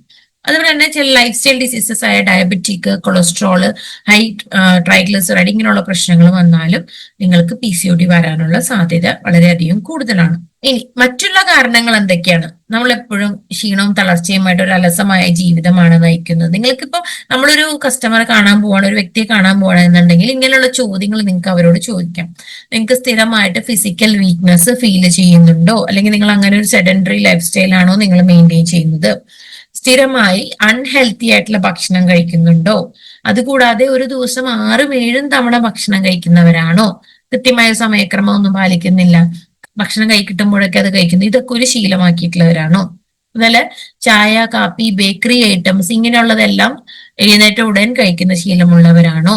രാവിലെ ബ്രേക്ക്ഫാസ്റ്റിന് ഇതിലിപ്പോ പറഞ്ഞിട്ടുള്ള എല്ലാം ഒരു നമ്മുടെ ബ്രേക്ക്ഫാസ്റ്റ് ഒക്കെ തന്നെ, അതായത് കാർബോഹൈഡ്രേറ്റ് റിച്ച് ആയിട്ടുള്ള അന്നജം കൂടുതൽ അടങ്ങിയിട്ടുള്ള ബ്രേക്ക്ഫാസ്റ്റ് കഴിക്കുന്ന ശീലമുള്ളവരാണോ? ഉച്ചക്കത്തെ ഭക്ഷണത്തിനാണെങ്കിലും ഇതേപോലെ തന്നെ കാർബോഹൈഡ്രേറ്റ് കൂടുതൽ അടങ്ങിയ ഭക്ഷണം കഴിക്കുന്നവരാണോ? നമ്മൾ വൈകുന്നേരങ്ങളിൽ ഇതുപോലെ വറപൊരി, ഈ പറഞ്ഞ പിസ, മൊത്തത്തിൽ നമ്മൾ പറഞ്ഞു വരുന്നതാണ് വളരെ അൺഹെൽത്തി ആയിട്ടുള്ള ഫുഡ് ഹാബിറ്റ്സ് ശീലിക്കുന്നവരാണോ നിങ്ങൾ? അതുപോലെ ഫ്രിഡ്ജിൽ സൂക്ഷിച്ച ഭക്ഷണം സ്ഥിരമായി കഴിക്കുന്ന ശീലം നിങ്ങൾക്കുണ്ടെങ്കിൽ അതും ഈ പറഞ്ഞ PCOD പോലുള്ള ലൈഫ് സ്റ്റൈൽ ഡിസീസസ് നയിക്കും. പിന്നെ നമുക്ക് ചെറിയ ചെറിയ കാര്യങ്ങളിൽ വരെ നിങ്ങൾക്ക് upset, mood swings, negative thoughts ഇങ്ങനെയുള്ള പ്രശ്നങ്ങൾ സ്ഥിരം, നമുക്ക് ചില കാര്യം സിമ്പിൾ ആയിട്ട് നമ്മൾ ചെയ്യുന്ന കാര്യങ്ങൾ പോലും ചെയ്യാൻ പറ്റുന്നില്ല, ഡിസിഷൻ മേക്കിംഗ് പവർ പോലും കിട്ടുന്നില്ല, അങ്ങനെ ഒരു മെന്റൽ സ്റ്റേറ്റസിലൂടെയാണ്, അതായത് സ്ട്രെസ്ഫുൾ ആയിട്ടുള്ള ഒരു ലൈഫ് നിങ്ങൾ മെയിൻറ്റെയിൻ ചെയ്യുന്നുണ്ടോ? 2 മണിക്കൂറിൽ കൂടുതൽ നമ്മൾ മൊബൈലിൽ സമയം ചെലവഴിക്കുന്നുണ്ടോ? ഈ പറഞ്ഞ കാര്യങ്ങളെല്ലാം കൊണ്ട് ഉദ്ദേശിക്കുന്നത് എന്താണെന്നറിയോ? വളരെ സിമ്പിൾ ആയിട്ട് നമ്മൾ പറയുകയാണെങ്കിൽ നമ്മൾ നമ്മുടെ ഒരു ലൈഫ് സ്റ്റൈലില് വളരെ ടോക്സിക് ആയിട്ടുള്ള കാര്യങ്ങൾ ശരീരത്തിലേക്ക് കടക്കാൻ നമ്മൾ സാഹചര്യം ഒരുക്കുന്നുണ്ടോ എന്നുള്ളതാണ്. നമ്മുടെ ഭക്ഷണമായാലും നമ്മൾ ഉപയോഗിക്കുന്ന സാധനങ്ങളായാലും എല്ലാത്തിലും ടോക്സിക്സ്, കൂടുതൽ ശരീരത്തിന് ടോക്സിൻസ് കയറാനുള്ള അവസരം നമ്മൾ ഉണ്ടാക്കി കൊടുക്കുന്നുണ്ടോ എന്നുള്ളതാണ് നമ്മളിവിടെ ഇതെല്ലാം കൊണ്ട് ഉദ്ദേശിക്കുന്നത്. അപ്പൊ അങ്ങനെയൊക്കെ നമ്മൾ സ്ഥിരമായി കണ്ടിന്യൂ ചെയ്യാന്നുണ്ടെങ്കിൽ നമ്മുടെ ശരീരത്തിൽ PCOD വരാനുള്ള സാധ്യത സ്ത്രീകളുടെ ശരീരത്തിൽ വളരെയധികം കൂടുതലാണ്. ഈ നമ്മുടെ വീട്ടിൽ നമ്മൾ ഏറ്റവും ഹാംഫുൾ ആയിട്ട് ഉപയോഗിക്കുന്ന കുറച്ച് കാര്യങ്ങളുടെ ഫോട്ടോസാണ് ഇവിടെ കൊടുത്തിട്ടുള്ളത്. ഇതിൽ ഞാൻ ഏറ്റവും കൂടുതൽ പറയാൻ ആഗ്രഹിക്കുന്നതാണ് പ്ലാസ്റ്റിക് ചോപ്പിംഗ് ബോർഡ്. മറ്റുള്ള ഇപ്പൊ നോൺ സ്റ്റിക് പാത്രം പറഞ്ഞിട്ടുണ്ട്, പ്ലാസ്റ്റിക് കണ്ടെയ്നേഴ്സ് പറഞ്ഞിട്ടുണ്ട്. നോൺ സ്റ്റിക് പാത്രങ്ങളും നമ്മുടെ നാട്ടിൽ ഒരുപാട് പേര് ഉപയോഗിക്കുന്നത്, അതിലൊക്കെ കുറേയൊക്കെ മാറ്റങ്ങൾ പിന്നെയും വന്നു തുടങ്ങിയിട്ടുണ്ട്. പിന്നെ നമ്മുടെ ഇവിടുത്തെ ഒരു കൾച്ചർ വെച്ചിട്ട് ഇങ്ങനെ ക്യാനിൽ കിട്ടുന്ന ഫുഡ് ഐറ്റംസ് ഒന്നും നമ്മുടെ ഇവിടെ ആൾക്കാർ അധികം കഴിക്കുന്നതായിട്ട് എനിക്ക് തോന്നിയിട്ടില്ല. എന്നാലും പക്ഷെ ഏറ്റവും അധികം ഇപ്പോഴും നമ്മളിൽ പല ആളുകളും മാറ്റം വരുത്താത്ത ഒരു ഐറ്റമാണ് പ്ലാസ്റ്റിക് ചോപ്പിംഗ് ബോർഡ് എന്ന് പറയുന്നത്. നിങ്ങൾ തന്നെ ഒന്ന് ചിന്തിച്ചു നോക്കുക, എത്ര പേരുടെ വീട്ടിൽ ഇപ്പൊ പ്ലാസ്റ്റിക് ചോപ്പിംഗ് ബോർഡ് ഉണ്ടാവും? അടുക്കളയിൽ ഒന്ന് പോയി ഈ സെഷൻ കഴിഞ്ഞ ഉടനെ നിങ്ങൾ നോക്കിക്കോ. ഞാൻ വരെ മാറ്റിയത് ഈ അടുത്താണ്, സത്യം പറയാലോ. ഈ അടുത്ത സെഷൻസ് എല്ലാം കേട്ടിരുന്ന അതിനെപ്പറ്റി നമ്മൾ ചിന്തിക്കുന്ന പോലും ഉണ്ടായിരുന്നില്ല. ഞാൻ മരത്തിന്റെ ഒരു ചോപ്പിംഗ് ബോർഡ് ആക്കി, അല്ലെങ്കിൽ സ്റ്റീലിന്റെ ചോപ്പിംഗ് ബോർഡ് കിട്ടും. അത്രയും ഡേഞ്ചറസ് ആണ് ഈ പ്ലാസ്റ്റിക് ചോപ്പിംഗ് ബോർഡ് എന്ന് പറയുന്നത്. അപ്പൊ ഇങ്ങനെയുള്ള കാര്യങ്ങൾ നമ്മുടെ വീട്ടിൽ നിന്ന് നമ്മൾ പരമാവധി കുറേശ്ശെ ആയിട്ട് മാറ്റം വരുത്തി കൊണ്ടുവരണം. അപ്പൊ ഇത് നമ്മുടെ സ്ത്രീകളുടെ ആരോഗ്യത്തിന് മാത്രമല്ല, നമ്മുടെ ഓവറോൾ നമ്മുടെ കുടുംബത്തിന്റെ ആരോഗ്യത്തിന് വലിയ മാറ്റങ്ങളായിരിക്കും ഈ ഒരു ശീലങ്ങൾ മാറ്റുന്നതിലൂടെ നമുക്ക് കിട്ടുന്നത്. പിന്നെ അതുപോലെ തന്നെ നമ്മുടെ കാലുകളിൽ ഇതേപോലെ കാലുകളിലും ശരീരത്തിനും മറ്റു ഭാഗങ്ങളിൽ ഇതേപോലെ സ്വെല്ലിങ്, നീർക്കെട്ട് ഒരുപാട് കണ്ടുവരുന്നുണ്ടെങ്കിൽ അത് PCODക്കുള്ള ഒരു ലക്ഷണമാണ്. അതുപോലെ നമ്മുടെ വയറിന്റെ ഒരു ഭാഗത്ത് ഫാറ്റ് ഉണ്ടോന്ന് നമുക്ക് ചെക്ക് ചെയ്ത് നോക്കാം. അത് നമുക്കൊന്ന് വിസറൽ ഫാറ്റ് നമ്മുടെ ബോഡി സ്കാനർ വഴി ചെക്ക് ചെയ്യാം. ഇനി അഥവാ നിങ്ങൾ ഒരു കസ്റ്റമറെ കാണാൻ ചെല്ലാണ്, നിങ്ങളുടെ കയ്യിൽ വിസറൽ ഫാറ്റ് ചെക്ക് ചെയ്യാൻ ബോഡി സ്കാനർ ഇല്ല എന്നുണ്ടെങ്കിൽ നമുക്ക് ചെക്ക് ചെയ്യാവുന്ന ഒരു എളുപ്പ വഴി, നമ്മളൊരു ഇഞ്ച് ടേപ്പ് എടുക്കുക, പൊക്കിള് മുതൽ വട്ടം ചുറ്റി ടേപ്പ് ചുറ്റി അതിന്റെ എത്ര ഇഞ്ചാന്ന് നോട്ട് ചെയ്ത് വെക്കുക. അതിനുശേഷം നമ്മുടെ ആ വ്യക്തിയുടെ ഹൈറ്റ് എത്രയാ നോക്കുക. ആ ഹൈറ്റ് ഇപ്പോ എത്ര സെന്റിമീറ്ററിലായിരിക്കും നമ്മളൊക്കെ മിക്കപ്പോഴും ഹൈറ്റ് എടുക്കുക. സെന്റിമീറ്ററിൽ ഹൈറ്റ് എടുത്തിട്ട് 160 ആണെങ്കിൽ അതിനെ എത്ര ഇഞ്ചാന്ന് നോക്കുക. അപ്പൊ 160 നോക്കുമ്പോൾ ഏകദേശം നമുക്ക് ഗൂഗിളിൽ അടിച്ചു നോക്കിയാൽ കിട്ടും. സെന്റിമീറ്റർ ഇൻറ്റു ഇഞ്ച് എന്ന് കൊടുത്താൽ നമുക്ക് ഗൂഗിളിൽ അടിച്ചു നോക്കിയാൽ കിട്ടും. അപ്പൊ 160 ഏകദേശം 69 അങ്ങനെ 69 ഇതാണ് 63 വരുന്നത്. അപ്പൊ 63 ഇഞ്ചാണ് വരുന്നത്. അപ്പൊ എത്രയാണോ ഹൈറ്റ് ഇഞ്ചായിട്ട് കൺവേർട്ട് ചെയ്യുമ്പോൾ കിട്ടുന്നത്, ആ ഒരു ഫിഗറും നമ്മുടെ വയറിന്റെ അരക്കെട്ടിന്റെ വണ്ണം അളവെടുത്തല്ലോ ഇഞ്ച്, ഇത് തമ്മിൽ കമ്പയർ ചെയ്യണം. ഈ ഹൈറ്റ് ഇഞ്ചായിട്ട് കിട്ടിയതിന്റെ പകുതിയോ അതിൽ കുറവോ ആണ് ഈ പറഞ്ഞ വേസ്റ്റ് സർക്കംഫറൻസ് വരാൻ പാടുള്ളൂ. അപ്പൊ 63 പറയുമ്പോൾ 31.5 160 സെന്റിമീറ്റർ ആയിട്ടുള്ള ഒരു വ്യക്തിക്ക് 31.5 അരക്കെട്ടിന്റെ വണ്ണം വരാൻ പാടുള്ളൂ. അതിലും കൂടുതലാണെന്നുണ്ടെങ്കിൽ സ്റ്റൊമക്കിന്റെ ആ ഭാഗത്ത് നമുക്ക് ഫാറ്റ് കൂടുതലാണെന്ന് മനസ്സിലാക്കാം. അപ്പൊ ഫാറ്റ് കൂടുതലാണെങ്കിൽ PCOD പോലുള്ള പ്രശ്നങ്ങൾ വരാനുള്ള സാധ്യതയുണ്ട്. അപ്പോ നമുക്ക് ബോഡി സ്കാനർ ഇല്ലാത്ത വ്യക്തികൾ ഈ ഒരു ടെക്നിക്ക് ഉപയോഗിച്ചിട്ട് നമുക്ക് ഫാറ്റിന്റെ ഒരു ഇത് കൂടുതലാണോ കുറവാണോ എന്നുള്ളത് അത് നമുക്കൊരു വ്യക്തിയെ പറഞ്ഞ് മനസ്സിലാക്കാൻ ഉപയോഗിക്കാവുന്ന ഒരു ടെക്നിക്കാണ്. ഇനി നമ്മൾ വിസറൽ ഫാറ്റ്, അത് ഓൾറെഡി നമ്മൾ പറഞ്ഞു. വിസറൽ ഫാറ്റ് നമുക്ക് ബോഡി സ്കാനർ ചെക്ക് ചെയ്യാം. വിസറൽ ഫാറ്റ് എന്താണെന്ന് അറിയില്ലെങ്കിൽ നമ്മുടെ ശരീരത്തിൽ 2 തരത്തിലുള്ള ഫാറ്റാണുള്ളത്, സബ്ക്യൂട്ടേനിയസ് ഫാറ്റും വിസറൽ ഫാറ്റും. സബ്ക്യൂട്ടേനിയസ് ഫാറ്റും വിസറൽ ഫാറ്റും. അതിൽ വിസറൽ ഫാറ്റ് എന്ന് പറയുന്നത് നമ്മുടെ ശരീരത്തിന് ഉള്ളിൽ കണ്ടുവരുന്ന ഫാറ്റ് ആണ്. സബ്ക്യൂട്ടേനിയസ് എന്ന് പറയുമ്പോൾ നമ്മുടെ തൊലിയുടെ തൊട്ട് താഴെ കണ്ടുവരുന്നതാണ്. നമ്മൾ പെട്ടെന്ന് ഈ എക്സസൈസ് ഒക്കെ തുടങ്ങി കഴിയുമ്പോൾ ഒരു 2 ആഴ്ച കൊണ്ടും 10 ദിവസം കൊണ്ടൊക്കെ പെട്ടെന്നൊരു ഫാറ്റ് കുറയുന്നതായിട്ട് കാണാം. അത് കുറയുന്നത് എപ്പോഴും ഈ തൊലിയോട് ചേർന്ന് കിടക്കുന്ന കൊഴുപ്പാണ്. അത് പെട്ടെന്ന് കുറയ്ക്കാൻ എളുപ്പമാണ് നമുക്ക്. നമ്മൾ നന്നായിട്ട് വേർക്കുമ്പോൾ തന്നെ ആ ഒരു ഫാറ്റ് നന്നായിട്ട് പോകും. പക്ഷെ വിസറൽ ഫാറ്റ് എന്ന് പറയുന്നത് നമ്മുടെ ശരീരത്തിന് ഉള്ളിലെ അവയവങ്ങളുടെ ഇടയിലൊക്കെ കാലാകാലങ്ങൾ കൊണ്ട് അടിഞ്ഞു കിടക്കുന്ന ഫാറ്റാണ് വിസറൽ ഫാറ്റ്. ഇതിനെ കുറച്ചെടുക്കാൻ ഇച്ചിരി ബുദ്ധിമുട്ടാണ്, ഇത്തിരി പണിപ്പാട് പെടണം. അത് ശരീരത്തിൽ കുറെ നാൾ നിലനിന്ന് പോയാൽ വളരെ അപകടകരമായ സിറ്റുവേഷൻസിലേക്ക് അത് കൊണ്ടുപോകും. പിന്നെ തുടക്കമൊക്കെയാണ് ഈ PCOD, ഫാറ്റി ലിവർ അങ്ങനെയുള്ള പ്രശ്നങ്ങളിലേക്കൊക്കെ അത് പോകും. വിസറൽ ഫാറ്റ് നമുക്ക് ബോഡി സ്കാനർ വെച്ച് ചെക്ക് ചെയ്ത് കൊടുക്കാവുന്നതാണ്. അതുകൊണ്ട് തന്നെ പ്രീ ഡയബറ്റിക് ആണ്, ചില സ്ത്രീകൾ പ്രീ ഡയബറ്റിക് ആണെന്നുണ്ടെങ്കിൽ അവർക്കും PCODയിലേക്ക് പോകാനുള്ള സാധ്യത കൂടുതലാണ്. അപ്പൊ ഇങ്ങനെയുള്ള ചോദ്യങ്ങൾ നമ്മൾ ഇവരോട് ചോദിക്കുമ്പോൾ നമ്മൾ കൺസൾട്ടേഷൻ പോലെ വേണമല്ലോ നമ്മൾ എപ്പോഴും ഒരു വ്യക്തിയോട് പ്രോഡക്റ്റ് കൊടുക്കാനായിട്ട്. അതല്ലാതെ നമ്മൾ വെറുതെ ചാടിക്കേറി എന്റെ കയ്യിൽ ഒരു പ്രോഡക്റ്റ് ഉണ്ട്, ഇത് നിങ്ങൾ കഴിച്ചോളൂ എന്ന് പറഞ്ഞു കൊടുക്കുമ്പോൾ അവിടെ സംഭവിക്കുന്നത് എന്താണ്? അവിടെ സംഭവിക്കുന്നത് നമ്മൾ പറഞ്ഞതിന്റെ പേരിൽ ചിലപ്പോൾ ഒരു പ്രാവശ്യം ഈ ഒരു വ്യക്തി പ്രൊഡക്റ്റ് മേടിക്കും. പക്ഷെ മേടിച്ച വ്യക്തികൾ എത്രത്തോളം ഈ പ്രൊഡക്റ്റ് ഉപയോഗിക്കുന്നുണ്ട് എന്നുള്ളത് നമുക്കറിയാൻ സാധിക്കില്ല, അവർക്ക് റിസൾട്ടും കിട്ടില്ല. ഈ അടുത്ത് എനിക്കുണ്ടായ ഒരു അനുഭവമാണ്. എന്റെ ഹസ്ബൻഡ് ഇവിടെ ഒരു ജിമ്മിലെ ട്രെയിനറാണ്. അദ്ദേഹത്തിന്റെ കൂടെ വർക്ക് ചെയ്യുന്ന ഒരു ലേഡി ട്രെയിനർ ഒരു ദിവസം ഒരു ഫോട്ടോ അയച്ചു കൊടുത്തു ഹസ്ബൻഡിന്. അതിൽ നമ്മുടെ പ്രോഡക്ട്സിന്റെ ഫോട്ടോ ആണ്, നമ്മുടെ ന്യൂട്രിചേഴ്സ് കൊക്കോ പ്രൊഡക്റ്റ്, ന്യൂട്രിചേഴ്സ് മാൻ. അപ്പൊ അയച്ചോട് ചോദിച്ചു ഇതൊക്കെ എന്താണെന്ന് അറിയോ, ഇത് കഴിക്കാം, ഞങ്ങൾ സപ്ലിമെന്റ്സ് കഴിക്കുന്നുള്ളത് അവർക്കറിയാം ലേഡി ട്രെയിനർ. അപ്പൊ ഇതൊക്കെ കഴിക്കാമോ എന്ന് ചോദിച്ചിട്ടാണ് അയച്ചത്. എന്താണ് ഇതിനെപ്പറ്റി അറിയോ? അപ്പോ ഹസ്ബൻഡ് പറഞ്ഞു ഇത് അറിയാം, കഴിക്കാൻ സേഫ് ആണ്, എന്റെ വൈഫ് ഇതിന്റെ ട്രെയിനർ ആണ് എന്നൊക്കെ പറഞ്ഞു. അപ്പൊ നമ്മൾ ചോദിച്ചു ഇത് എവിടെ നിന്നാണ് പ്രൊഡക്റ്റ് കിട്ടിയത്? അവർക്ക് ഈ പ്രൊഡക്റ്റിനെ പറ്റി ഒന്നും അറിഞ്ഞൂടാ. അപ്പൊ എവിടെ നിന്നാണ് കിട്ടിയെന്ന് ചോദിച്ചപ്പോ അവര് പറഞ്ഞത് ഒരാള് ഹസ്ബൻഡിന് കൊടുത്തതാണ്, ഹസ്ബൻഡിന്റെ ഫ്രണ്ട് കൊടുത്താണ്. ആ ഫ്രണ്ട് പറഞ്ഞത് എനിക്കൊരാള് തന്നതാണ്, നീ ഉപയോഗിച്ചു. അതായത് ഇത് 3 ആള് കൈമാറി പ്രോഡക്റ്റ് വന്നു. അപ്പൊ നമ്മൾ ആലോചിച്ച് നോക്കൂ, ഇത്രയും യൂസ്ഫുൾ ആയിട്ടുള്ള ഗുണമുള്ള പ്രൊഡക്റ്റ് പ്രോപ്പർ ഇൻഫോർമേഷൻ ഒന്നും ഇല്ലാണ്ട് നമ്മൾ ഇത് കഴിക്കുന്നൊക്കെ പറഞ്ഞ് നിർബന്ധിച്ച് എങ്ങനെയെങ്കിലും ഒരു പ്രൊഡക്റ്റ് വിറ്റതുകൊണ്ട് കാര്യമില്ല. അപ്പൊ ഡെഫിനറ്റ് ആയിട്ടും ഇത് 3 ആൾ കൈമാറി വന്ന് 3ാമത്തെ ആൾക്ക് പോലും ഇത് എന്താണെന്നോ എന്ത് ചെയ്യണമെന്നോ എങ്ങനെ കഴിക്കണമെന്നോ അറിയില്ല. അതുകൊണ്ട് നമ്മൾ എപ്പോഴും ഒരു പ്രൊഡക്റ്റ് കൊടുക്കുമ്പോൾ നമ്മൾ ഇങ്ങനെയുള്ള സെഷൻസിൽ പറയുന്ന ഈ പറഞ്ഞ പോലെ കൺസൾട്ടേഷൻ പോലെ നമ്മൾ ഇവരോട് ഇരുന്ന് ഈ പറഞ്ഞ കാര്യങ്ങളൊക്കെ ചോദിച്ച് അവരുടെ ജീവിതശൈലിയൊക്കെ മനസ്സിലാക്കി നമ്മൾ അതനുസരിച്ച് ചെയ്യുമ്പോൾ ആ വ്യക്തിക്കും നമ്മളൊരു നല്ല ട്രസ്റ്റ് ഡെവലപ്പ് ആവുകയും കാര്യങ്ങളെക്കുറിച്ച് നമുക്ക് അവയർനെസ് ഉണ്ടെന്ന് മനസ്സിലാവുകയും അവരത് ഉപയോഗിക്കാൻ താല്പര്യപ്പെടുകയും ചെയ്യും. അങ്ങനെയുള്ളപ്പോൾ അവരത് കൃത്യമായി ഉപയോഗിക്കും. നമ്മളത് ഫോളോ അപ്പും ചെയ്യണം അവരുടെ അടുത്ത്. അത് കൃത്യമായി ഉപയോഗിക്കുന്നുണ്ടോ എന്ന് ഇടയ്ക്കിടയ്ക്ക് വിളിച്ച് ചോദിക്കുക. അങ്ങനെ വരുമ്പോൾ അവർക്കത് റിസൾട്ട് കിട്ടുകയും അവരത് മറ്റൊരാൾക്ക് റെഫർ ചെയ്യാനുള്ള സാധ്യതയും അവിടെ കൂടുകയാണ്. അവിടെ നമ്മുടെ സൈഡിൽ നിന്നുള്ള എഫേർട്ട് എന്താണ്? ഒരു 10-15 മിനിറ്റ് നമ്മൾ അവരുടെ അടുത്ത് ഇരുന്ന് സംസാരിക്കുക എന്നുള്ളതാണ് നമ്മുടെ സൈഡിൽ നിന്ന് ഇടേണ്ട എഫേർട്ട്. അതൊരു അരമണിക്കൂർ വരെയെങ്കിലും നമ്മൾ ശരിക്കും കണക്ക് കൂട്ടി വേണം ഒരു വ്യക്തിയെ കാണാൻ പോകാനായിട്ട്. അടിച്ചേൽപ്പിച്ച് ആവരുത് നമ്മൾ പ്രൊഡക്റ്റ് കൊടുക്കേണ്ടത്. നമ്മൾ എപ്പോഴും നോക്കേണ്ടത് നമുക്ക് കണ്ടിന്യൂസ് ബിസിനസ് കിട്ടാവുന്ന രീതിയിലാണ് നമ്മൾ പ്രോഡക്റ്റ് കൊടുക്കാനായിട്ട്. അപ്പൊ ഇങ്ങനെയുള്ള ചോദ്യങ്ങൾ നിങ്ങൾ PCOD ഉണ്ട് എന്ന് തോന്നുന്ന അല്ലെങ്കിൽ അങ്ങനെ വരാൻ സാഹചര്യമുള്ള വ്യക്തികളെ നമ്മൾ സ്ത്രീകളെ കാണുമ്പോൾ നമ്മൾ അവരോട് ചോദിക്കുക, ഈ ചോദ്യങ്ങളിൽ എത്രത്തോളം നിങ്ങൾക്ക് യെസ് കിട്ടുന്നോ അത്രയും അവരുടെ അടുത്ത് പറയാ, അത്രയും നിങ്ങളുടെ റിസ്ക് കൂടുതലാണ്, PCODയിലേക്ക് വരാനുള്ള റിസ്ക് കൂടുതലാണ്. ഇനി ചെറിയ പെൺകുട്ടികൾ PCOD വരാൻ സാധ്യതയുണ്ടോ എന്ന് നമുക്ക് എങ്ങനെ മനസ്സിലാക്കാൻ പറ്റും? പെൺകുട്ടികൾ നിങ്ങളുടെ വീട്ടിലുണ്ടെങ്കിൽ ഒരു 8 വയസ്സിൽ ഒക്കെ ആകുമ്പോഴത്തേക്കും 8, 9, 10 ആ പ്രായത്തിനുള്ളിൽ തന്നെ ഇവരുടെ സ്വകാര്യ ഭാഗങ്ങളിൽ രോമ വളർച്ചയുണ്ടോന്ന് അമ്മമാർക്ക് ചെക്ക് ചെയ്യാവുന്നുള്ളൂ. അമ്മമാര് അതിപ്പോ കക്ഷം മറ്റുള്ള സ്വകാര്യ ഭാഗങ്ങളൊക്കെ ചെക്ക് ചെയ്യാം. അപ്പൊ 8 വയസ്സൊക്കെ ആകുമ്പോഴത്തേക്ക് അവർക്ക് അവിടെ രോമ വളർച്ച സ്റ്റാർട്ട് ചെയ്യാന്നുണ്ടെങ്കിൽ നമ്മൾ മനസ്സിലാക്കണം അവരുടെ ശരീരത്തിൽ ആ ഒരു ഹോർമോൺ വ്യതിയാനങ്ങൾ നടക്കുന്നുണ്ട്, PCOD ഡെവലപ്പ് ചെയ്യാനുള്ള സാധ്യതയുണ്ട്. അപ്പൊ നമ്മൾ അപ്പോഴേ മുതൽ ഇവർക്ക് വേണ്ട proper nutritions, proper exercise guide lines അതനുസരിച്ച് നമ്മൾ ഭക്ഷണത്തിലും അവരുടെ ജീവിതശൈലിയിലും മാറ്റങ്ങൾ വരുത്തി കൊണ്ടുവന്ന ഈ പറഞ്ഞ ഒരു പ്രശ്നത്തിലേക്ക് അവർ കടക്കുകയില്ല. ഇനി നമുക്കിത് എങ്ങനെ ടെസ്റ്റ് ചെയ്യാം? 3 തരത്തിലാണ് നമുക്ക് PCOD കണ്ടുപിടിക്കാനായിട്ട് പറ്റുക. ഒന്ന്, നമുക്ക് ഇതിനെ നമ്മൾ ഇപ്പൊ ഒരു വ്യക്തിയോട് കാര്യങ്ങളൊക്കെ ചോദിച്ചു, അപ്പൊ അവരോട് പറയാം ഒന്നെങ്കിൽ നിങ്ങൾ അൾട്രാസൗണ്ട് ടെസ്റ്റ് ചെയ്യാം, അല്ലെങ്കിൽ ബ്ലഡ് ടെസ്റ്റ് ചെയ്യാം, അല്ലെങ്കിൽ യൂറിക് ആസിഡ്. ഏകദേശം ഒരു സംശയത്തിന്റെ പേരിൽ നിൽക്കുന്നവരാണെങ്കിൽ, അല്ലെങ്കിൽ അവർ ഓൾറെഡി യൂറിക് ആസിഡ് ടെസ്റ്റ് ചെയ്തിട്ടുണ്ടെങ്കിൽ അവരുടെ റിപ്പോർട്ട് നോക്കുക.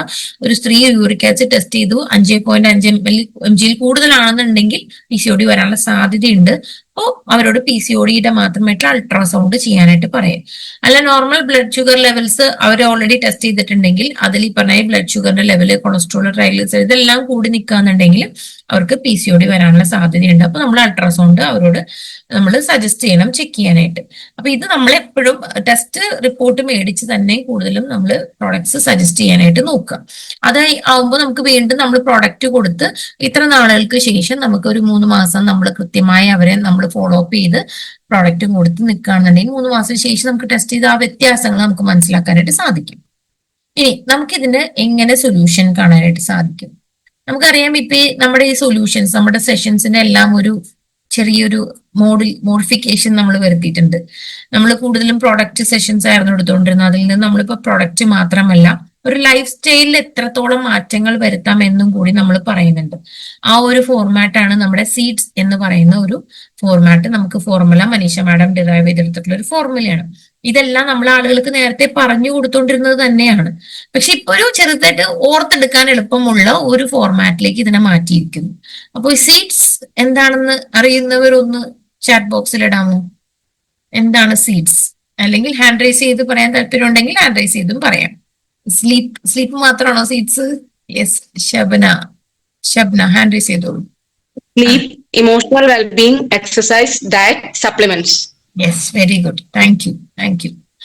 അപ്പോ സീഡ്സ് ഇതാണ്. നമ്മൾ 5 കാര്യങ്ങളാണ് സീഡ്സിൽ അടങ്ങിയിട്ടുള്ളത്. ഈ സീഡ്സ് സൊല്യൂഷൻസ് നമുക്ക് എങ്ങനെ ഇവിടെ ഇംപ്ലിമെന്റ് ചെയ്യാൻ സാധിക്കും? PCOD ഉള്ള ഒരു വ്യക്തിയെ സംബന്ധിച്ച് നമുക്ക് സീഡ്സിൽ എന്തെല്ലാം ചെയ്യാനായിട്ട് സാധിക്കും എന്ന് നമുക്ക് നോക്കാം. First one, sleep. ഈ ഉറക്കം, ഇത്ര അധികം എന്താണ് ഉറക്കത്തെ പറ്റി പറയാനുള്ളതല്ലേ? നമ്മൾ എപ്പോഴും ഉറങ്ങുക? ഹാൻഡ് റൈസ് ചെയ്തോളൂ. നമ്മൾ എപ്പോഴും ഉറങ്ങും? ആരും ഉറങ്ങാറില്ലേ? നേരത്തെ ഹാൻഡ് റൈസ് ചെയ്ത ആൾക്ക് പറയാൻ പറ്റില്ല. പിന്നെ സൈരേന്ദ്രമാനത്തിനോട് ഞാൻ ചോദിക്കില്ല, സൈരേന്ദ്രമാനം PhD എടുത്തിരിക്കുന്ന ആളാണ്, ചോദിച്ചു കഴിഞ്ഞാൽ ശരിയാവൂല. ശ്യാമളം, യെസ്, അൺമ്യൂട്ട് ചെയ്തോളൂ. When we become tired. 10 മണി. 10 മണി, കൃത്യം 10 മണിക്ക് വേണം ഉറങ്ങാറുണ്ട്. 10, 11, 12 പല പല സമയങ്ങളാണ് വന്നിട്ടുള്ളത്. ഒരാൾ എഴുതിണ്ട് വെൻ വി ബിക്കം ടയേർഡ്, നമ്മൾ ക്ഷീണിക്കുമ്പോ ഉറങ്ങും. പക്ഷെ ഈ പറഞ്ഞിരിക്കുന്നത് നമ്മൾ ക്ഷീണിക്കുമ്പോ നമ്മൾ ഉറങ്ങാറുണ്ടോ? ക്ഷീണിച്ച് നമ്മുടെ ശരീരം കൃത്യമായിട്ട് കിടക്കും, കുറച്ചുപേരൊക്കെ കിടക്കും. ശരീരം നമ്മൾക്ക് ക്ഷീണിച്ചു എന്നൊരു എന്താ പറയാ ഒരു ലക്ഷണങ്ങൾ നമ്മൾ തന്നു തുടങ്ങിയാലും ഒരു 90% ആളുകളും ഇപ്പൊ ചെയ്യുന്ന കാര്യം പറയാം, ഉറങ്ങാൻ കിടക്കുമ്പോഴേക്കും നമ്മൾ ഫോൺ എടുക്കുക, കുറച്ചു നേരം എന്തെങ്കിലുമൊക്കെ കണ്ടിങ്ങനെ ഇരിക്കാം, റീലൊക്കെ കണ്ട് എന്തൊക്കെ നടക്കുന്നു ചിരിച്ചേക്ക് ഇരിക്കാം. ക്ഷീണം വന്നു തുടങ്ങി, ഇങ്ങനെ കണ്ണൊക്കെ ഇതിങ്ങനെ ആയിക്കൊണ്ടിരിക്കും. എന്നാലും കണ്ണത് ഇങ്ങനെ പോയാലും ഇതിങ്ങനെ പിന്നെ ഇങ്ങനെ നീട്ടി വെച്ച് ഇങ്ങനെ ഈ ഒരു ഇതിങ്ങനെ തോണ്ടി ഇരുന്ന് മിനിമം ഒരു 11, 12 ആ ഒരു അവസ്ഥയിലേക്കാണ് നല്ല 90% ആളുകളും പോയിക്കൊണ്ടിരിക്കുന്നത്. അപ്പൊ ഇതുകൊണ്ട് ഉണ്ടാകുന്ന ബുദ്ധിമുട്ടുകൾ ചില്ലറയൊന്നും അല്ല ശരീരത്തിന് ഉണ്ടാകുന്നത്.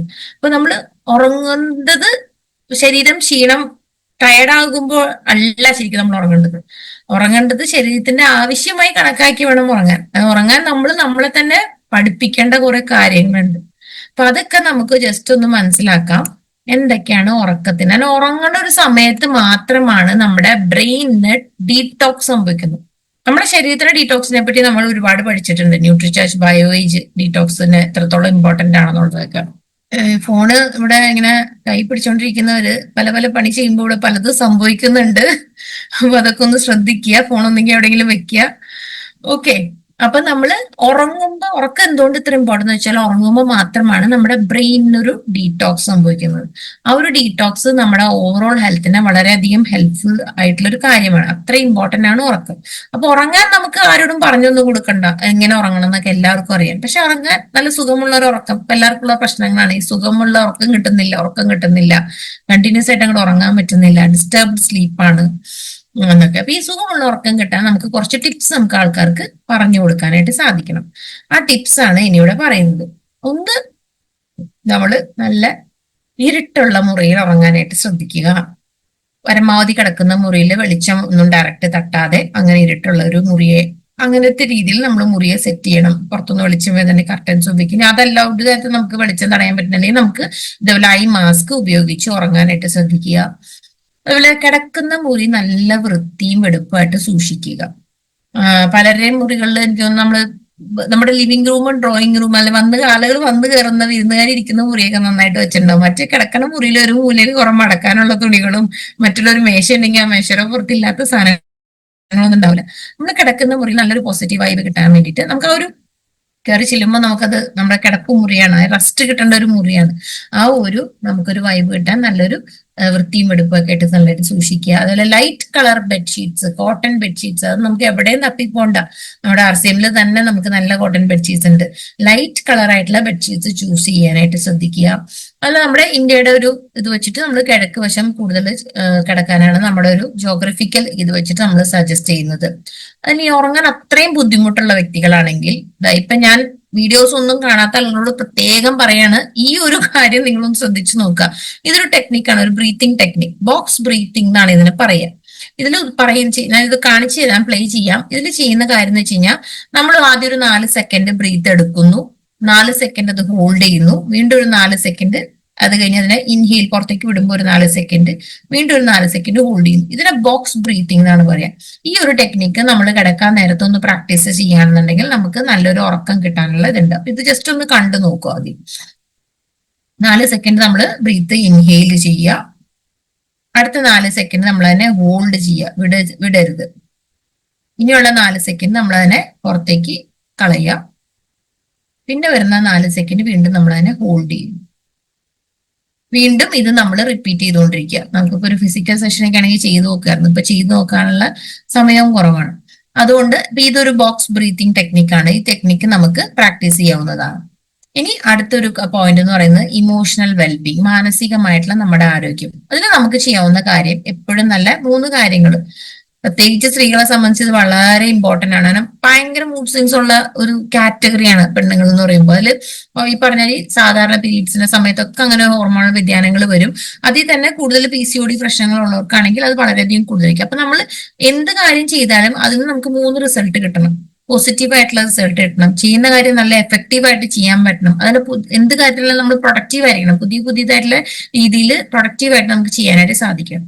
അതനുസരിച്ച് നമ്മൾ ചിന്തിച്ച് നമ്മുടെ എന്താ പറയുക ലൈഫ് സ്റ്റൈലിൽ വരണം. PEP, പോസിറ്റീവ് ആയിരിക്കണം, എഫക്റ്റീവ് ആയിരിക്കണം, പ്രൊഡക്റ്റീവ് ആയിരിക്കണം.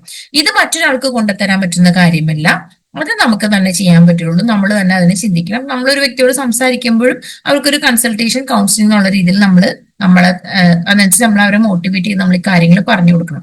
അപ്പൊ ഇതിന് വീട്ടിൽ ചെലവഴിക്കുന്ന സ്ത്രീകളാണെങ്കിൽ വീടിന്റെ ഒരു അന്തരീക്ഷം നന്നാക്കാനായിട്ട് നമുക്ക് നല്ല അഗർബത്തീസ് യൂസ് ചെയ്യാം. ഇനി അഗർബത്തി ഒന്നും അവൈലബിൾ ആണെങ്കിൽ അല്ലെങ്കിൽ കുറച്ച് നാരങ്ങയുടെ ഓറഞ്ചിന്റെ ഒക്കെ തൊലി നമുക്ക് വെറുതെ വെള്ളത്തിൽ തിളപ്പിച്ചാൽ തന്നെ അതിന്റെ ഒരു ഫ്ലേവർ, അതിന്റെ ഒരു മണം നന്നായിട്ട് വീട്ടിലേക്ക് കിട്ടും. അങ്ങനെ വീടിന്റെ ഒരു അന്തരീക്ഷം നന്നായിട്ട് കീപ്പ് ചെയ്യാനായിട്ട് ശ്രദ്ധിക്കുക. നമുക്ക് ഇഷ്ടമുള്ള കുടുംബത്തോടൊപ്പം ഇഷ്ടമുള്ള ബോർഡ് ഗെയിംസ് കളിക്കുക, ബുക്സ് വായിക്കുക, സിനിമകൾ കാണാം. ഇങ്ങനെയൊക്കെ നമുക്ക് കുറച്ച് സമയം, ഒരു അരമണിക്കൂർ നമ്മളുടേതായ ഇഷ്ടങ്ങൾക്ക്, നമ്മുടെ മുടിയൊക്കെ ഒന്ന് നഖം വെട്ടിയൊക്കെ വൃത്തിയാക്കി വെക്കുക, ഇങ്ങനെ നമ്മുടേതായ ഇഷ്ടങ്ങൾക്ക് കുറച്ചൊരു അരമണിക്കൂറെങ്കിലും മാറ്റി വെക്കാനായിട്ട് ശ്രദ്ധിക്കുക. ചില ഹോബികൾ എന്തെങ്കിലും ഉണ്ടെങ്കിൽ അതെല്ലാം നോക്കുക. അപ്പൊ ഇങ്ങനെയുള്ള കാര്യങ്ങൾ, അതിൽ ഒരു ഗ്രാറ്റിറ്റ്യൂഡ് ജേണൽ എന്ന് പറയും. ഇതിനകത്ത് നമ്മൾ എന്താ പറയാ, എന്തിനും നമുക്കൊരു ഗ്രാറ്റിറ്റ്യൂഡ് വേണം, ഒരു നന്ദി വേണമല്ലോ. അതിന് നമ്മൾ നമ്മളോട് തന്നെ, നമ്മുടെ ശരീരത്തോട് ഒരു നന്ദി കാണിക്കുക. അത് നമ്മൾക്ക് നമ്മളോട് റെസ്പെക്ട്, അതാണ് ഇതൊക്കെ കൊണ്ട് ഉദ്ദേശിക്കുന്നത്. ഈ തരത്തിൽ ഒരു ഗ്രാറ്റിറ്റ്യൂഡ് ജേണൽ, അതേപോലെ നല്ല അഫർമേഷൻസ്. ചിലരുണ്ട് എപ്പോഴും ഇങ്ങനെ പറഞ്ഞുകൊണ്ടിരിക്കും, എനിക്കൊന്നിനും വയ്യ, എന്റെ കാര്യങ്ങളൊക്കെ ഇങ്ങനെ പോകുള്ളൂ, എന്ത് ചെയ്താലും ഇങ്ങനെ പരാതി പറയണ ഈ പരാതിപ്പെട്ടികൾ എന്നൊക്കെ നമ്മൾ പറയില്ലേ. പക്ഷെ അങ്ങനെയുള്ള ഒരു ജീവിതത്തിൽ നമ്മൾ നോക്കിക്കോ, അങ്ങനെയുള്ള ഒരു ജീവിതത്തിൽ വലിയ മാറ്റം മാറ്റങ്ങളൊന്നും ഉണ്ടാവില്ല. അവരുടെ ജീവിതത്തിൽ എന്താ സംഭവിച്ചാൽ അത് തന്നെ പിന്നെയും പിന്നെയും സംഭവിച്ചുകൊണ്ടിരിക്കും. അപ്പൊ ആ തോട്ട് പ്രോസസ്സിൽ കുറെ മാറ്റങ്ങൾ കൊണ്ടുവരണം. ഇതൊക്കെ വിശദമായിട്ടൊന്നും ഇപ്പൊ ഞാൻ പറയുന്നില്ല, ഓടിച്ചോടിച്ചാണ് ഇതെല്ലാം പോകുന്നത്. അപ്പൊ ഇങ്ങനെയുള്ള കുറച്ച് ഇമോഷണൽ മാനസിക ആരോഗ്യത്തിനെ നമുക്ക് ഇങ്ങനെ പറഞ്ഞ് മനസ്സിലാക്കാം. അതല്ല എക്സസൈസ്, ഇതും അറിയാം, വളരെ ഇമ്പോർട്ടന്റ് ആണ് എക്സസൈസ്. പ്രത്യേകിച്ച് PCOD ഉള്ള കണ്ടീഷനുള്ള ആളുകളിൽ ഫാറ്റ് കൂടാതിരിക്കുക എന്നുള്ളത് വളരെ ഇമ്പോർട്ടന്റ് ആയിട്ടുള്ള കാര്യമാണ്. ഈ ചെറിയ പ്രായത്തിൽ തന്നെ നമ്മൾ ഈ TVയും കാണിച്ച് മൊബൈലൊക്കെ കാണിച്ച് ഇരുത്താതെ കുട്ടികളെ ആക്റ്റീവായിട്ട് ഇരുത്താനായിട്ട് ശ്രദ്ധിക്കുക. ഈ പെൺകുട്ടികളുടെ കാര്യത്തിൽ. ആൺകുട്ടികൾ പിന്നെയും കുറെയൊക്കെ കളിക്കാൻ പോകും. പെൺകുട്ടികൾക്ക് ബുദ്ധിമുട്ട് നമുക്കിപ്പോ പലർക്കും പേടിയാണ് പുറത്തധികം കളിക്കാൻ വിടാൻ. അപ്പൊ നമുക്ക് അവരുടെ കൂടെ ഇൻവോൾവ് ചെയ്ത് എങ്ങനെ കളിക്കാൻ സാധിക്കും? ഷട്ടിലൊക്കെ നമുക്ക് വീട്ടിലോ പാരന്റ്സും കൂടി ഇൻവോൾവ് ആവാം. അങ്ങനെ മുതൽ ചെറുപ്പത്തിൽ മുതൽ എക്സസൈസ് എന്ന ശീലം നമുക്ക് ഉണ്ടാക്കാം. അറ്റ്ലീസ്റ്റ് 30 മിനിറ്റ് എങ്കിലും എന്തെങ്കിലും തരത്തിലുള്ള എക്സസൈസ് ചെയ്യാവുന്ന ശീലം. വിറ്റമിൻ C കിട്ടും, അത് അനുസരിച്ച് സൺറൈസ് കിട്ടാവുന്ന രീതിയിൽ നമ്മൾ കാര്യങ്ങൾ ചെയ്യാം. പിന്നെ കുറച്ച് എക്സസൈസ് നമുക്ക് സജസ്റ്റ് ചെയ്യാവുന്നതാണ്. സൂര്യ നമസ്കാരം, അതിപ്പോ നമുക്ക് ഇഷ്ടംമാതിരി വീഡിയോസ് ഒക്കെ യൂട്യൂബിൽ അവൈലബിൾ ആണ്. PCOD ഉള്ള സ്ത്രീകളെ സംബന്ധിച്ച്, ഉള്ളവരാണെങ്കിൽ ഇല്ലാത്തവരാണെങ്കിൽ പെൺകുട്ടികൾ ചെയ്യേണ്ട ഒരു 4 എക്സസൈസ് ഇവിടെ വീഡിയോ കാണിക്കുന്നുണ്ട്. ഇത് ബട്ടർഫ്ലൈ മൂവ്മെന്റ് എന്ന് പറയാം. പെൺകുട്ടികളുടെ സെർവിക്സ് ഭാഗത്ത് വജീനയുടെ താഴെയായിട്ട് നമ്മുടെ തൊടയുടെ ആ ഒരു ഭാഗമെല്ലാം നന്നായിട്ട് മൂവ്മെന്റ് വരുന്നത് PCODക്ക് വളരെ, അവിടുത്തെ മസിൽസ് നന്നായിട്ട് സ്ട്രോങ് ആവാനൊക്കെ ഹെൽപ്പ് ചെയ്യുന്ന ഒരു എക്സസൈസ് ആണ് ബട്ടർഫ്ലൈ മൂവ്മെന്റ്. അപ്പൊ ഈ ഒരു എക്സസൈസിൽ വരുമ്പോൾ ഈ കാലുകൾ രണ്ടും നമ്മൾ ഇങ്ങനെ ഇരുന്നിട്ട് ഈ ബട്ടർഫ്ലൈ ചിറക് പെടുത്തുന്ന പോലെ ഇങ്ങനെ ഇങ്ങനെ കാലിങ്ങനെ ആക്കിക്കൊണ്ടിരിക്കുകയാണ് ഇതിൽ ചെയ്യുന്നത്. വീഡിയോ ഉണ്ട്, ഞാൻ ജസ്റ്റ് ഒന്ന് ഓടിച്ചിട്ട് വീഡിയോ കാണിക്കാം. ഇതുപോലെ ചമ്രം പടിഞ്ഞല്ല ഇരിക്കുക, രണ്ട് കാലുകൾ കൈ കൂപ്പുന്ന പോലെ കാൽപ്പത്തികൾ തമ്മിൽ കൂപ്പും. इस तरह मिलाए और पैरों के पंजों को इस तरह पकड़ ले। ध्यान रखें आपका शरीर सीधा हो, आप झुके ना।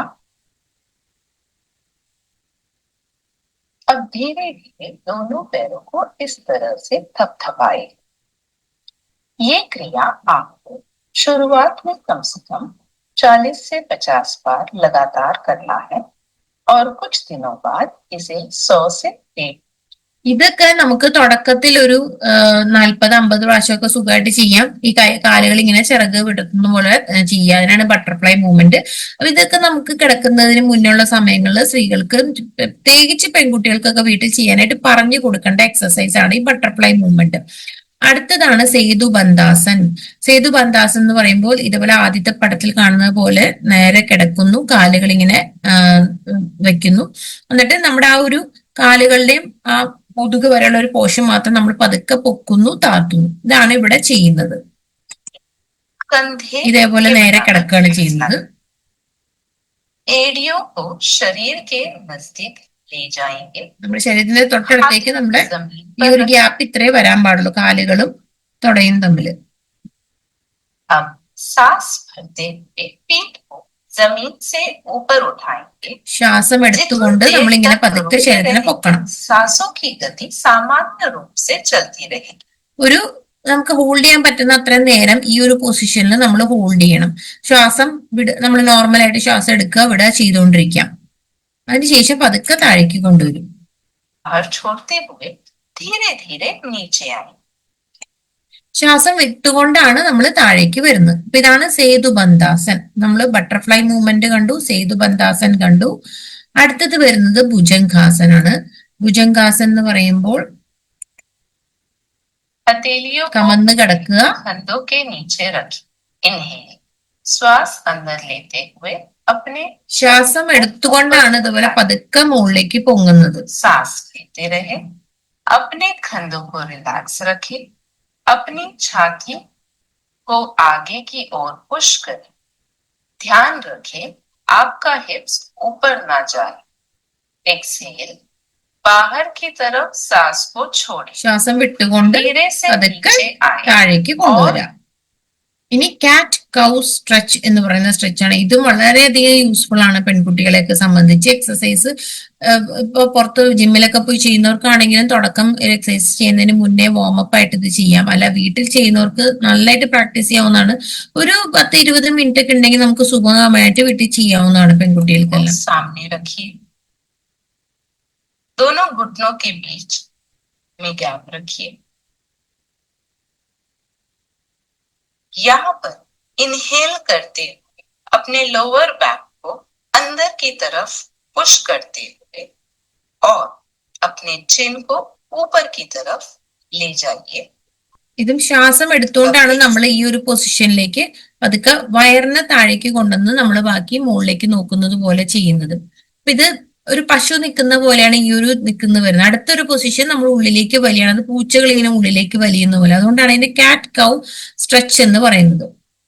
അപ്പൊ ശ്വാസം എടുത്തുകൊണ്ട് ഈ ഒരു പൊസിഷനിൽ വന്ന് नीचे की तरफ देखते हुए चिन को अपने ശ്വാസം വിട്ടുകൊണ്ട് ഇതുപോലെ നമ്മൾ ഉള്ളിലേക്ക് വലിയണം. अपने बैक को ऊपर की तरफ खींचते हुए एक कर्व बनाएं. इसे 20 बार रिपीट करना है, 20 सेकेंड्स के लिए. और ഇതിനുശേഷം പതുക്കെ പഴയ പൊസിഷൻ ഇതെല്ലാം ഒരു 20 പ്രാവശ്യമെങ്കിലും നമ്മൾ ഇത് ചെയ്ത് നമ്മൾ പ്രാക്ടീസ് ചെയ്യിപ്പിക്കുക കുട്ടികളെയൊക്കെ. പിന്നെ നമ്മുടെ കപാൽഭാതി പ്രാണായാമം, ഇത് നമ്മൾ ഒരുപാട് കണ്ടിട്ടുള്ളതാണ്. നമ്മൾ ശ്വാസം പുറത്തേക്ക് വിടുന്നതിനെ കോൺസെൻട്രേറ്റ് ചെയ്തുകൊണ്ടുള്ള സ്പീഡിൽ ശ്വാസം വിടുകയാണ്. ശ്വാസം എടുക്കുന്നത് ഓട്ടോമാറ്റിക് നടന്നുകൊണ്ടിരുന്നോളും. ശ്വാസം വിടുകയാണ് ഇവിടെ കൂടുതൽ ഫോക്കസ്. ശ്വാസം വിടുമ്പോൾ നമ്മൾ പലരും ചെയ്യുന്ന ഒരു മിസ്റ്റേക്ക് എന്താ വെച്ചാൽ നമ്മൾ ശ്വാസം വിടുമ്പോൾ വയറ് പുറത്തേക്ക് തള്ളുക ചെയ്യുക. പക്ഷെ ഇവിടെ നമ്മൾ ശ്വാസം വിടുമ്പോൾ വയറിനെ അകത്തേക്ക് വലിച്ചുകൊണ്ടാണ് ശ്വാസം വിടുന്നത്. ആ വിടുന്ന ഒരു സൗണ്ട് മാത്രമാണ് അവിടെ വരുള്ളൂ.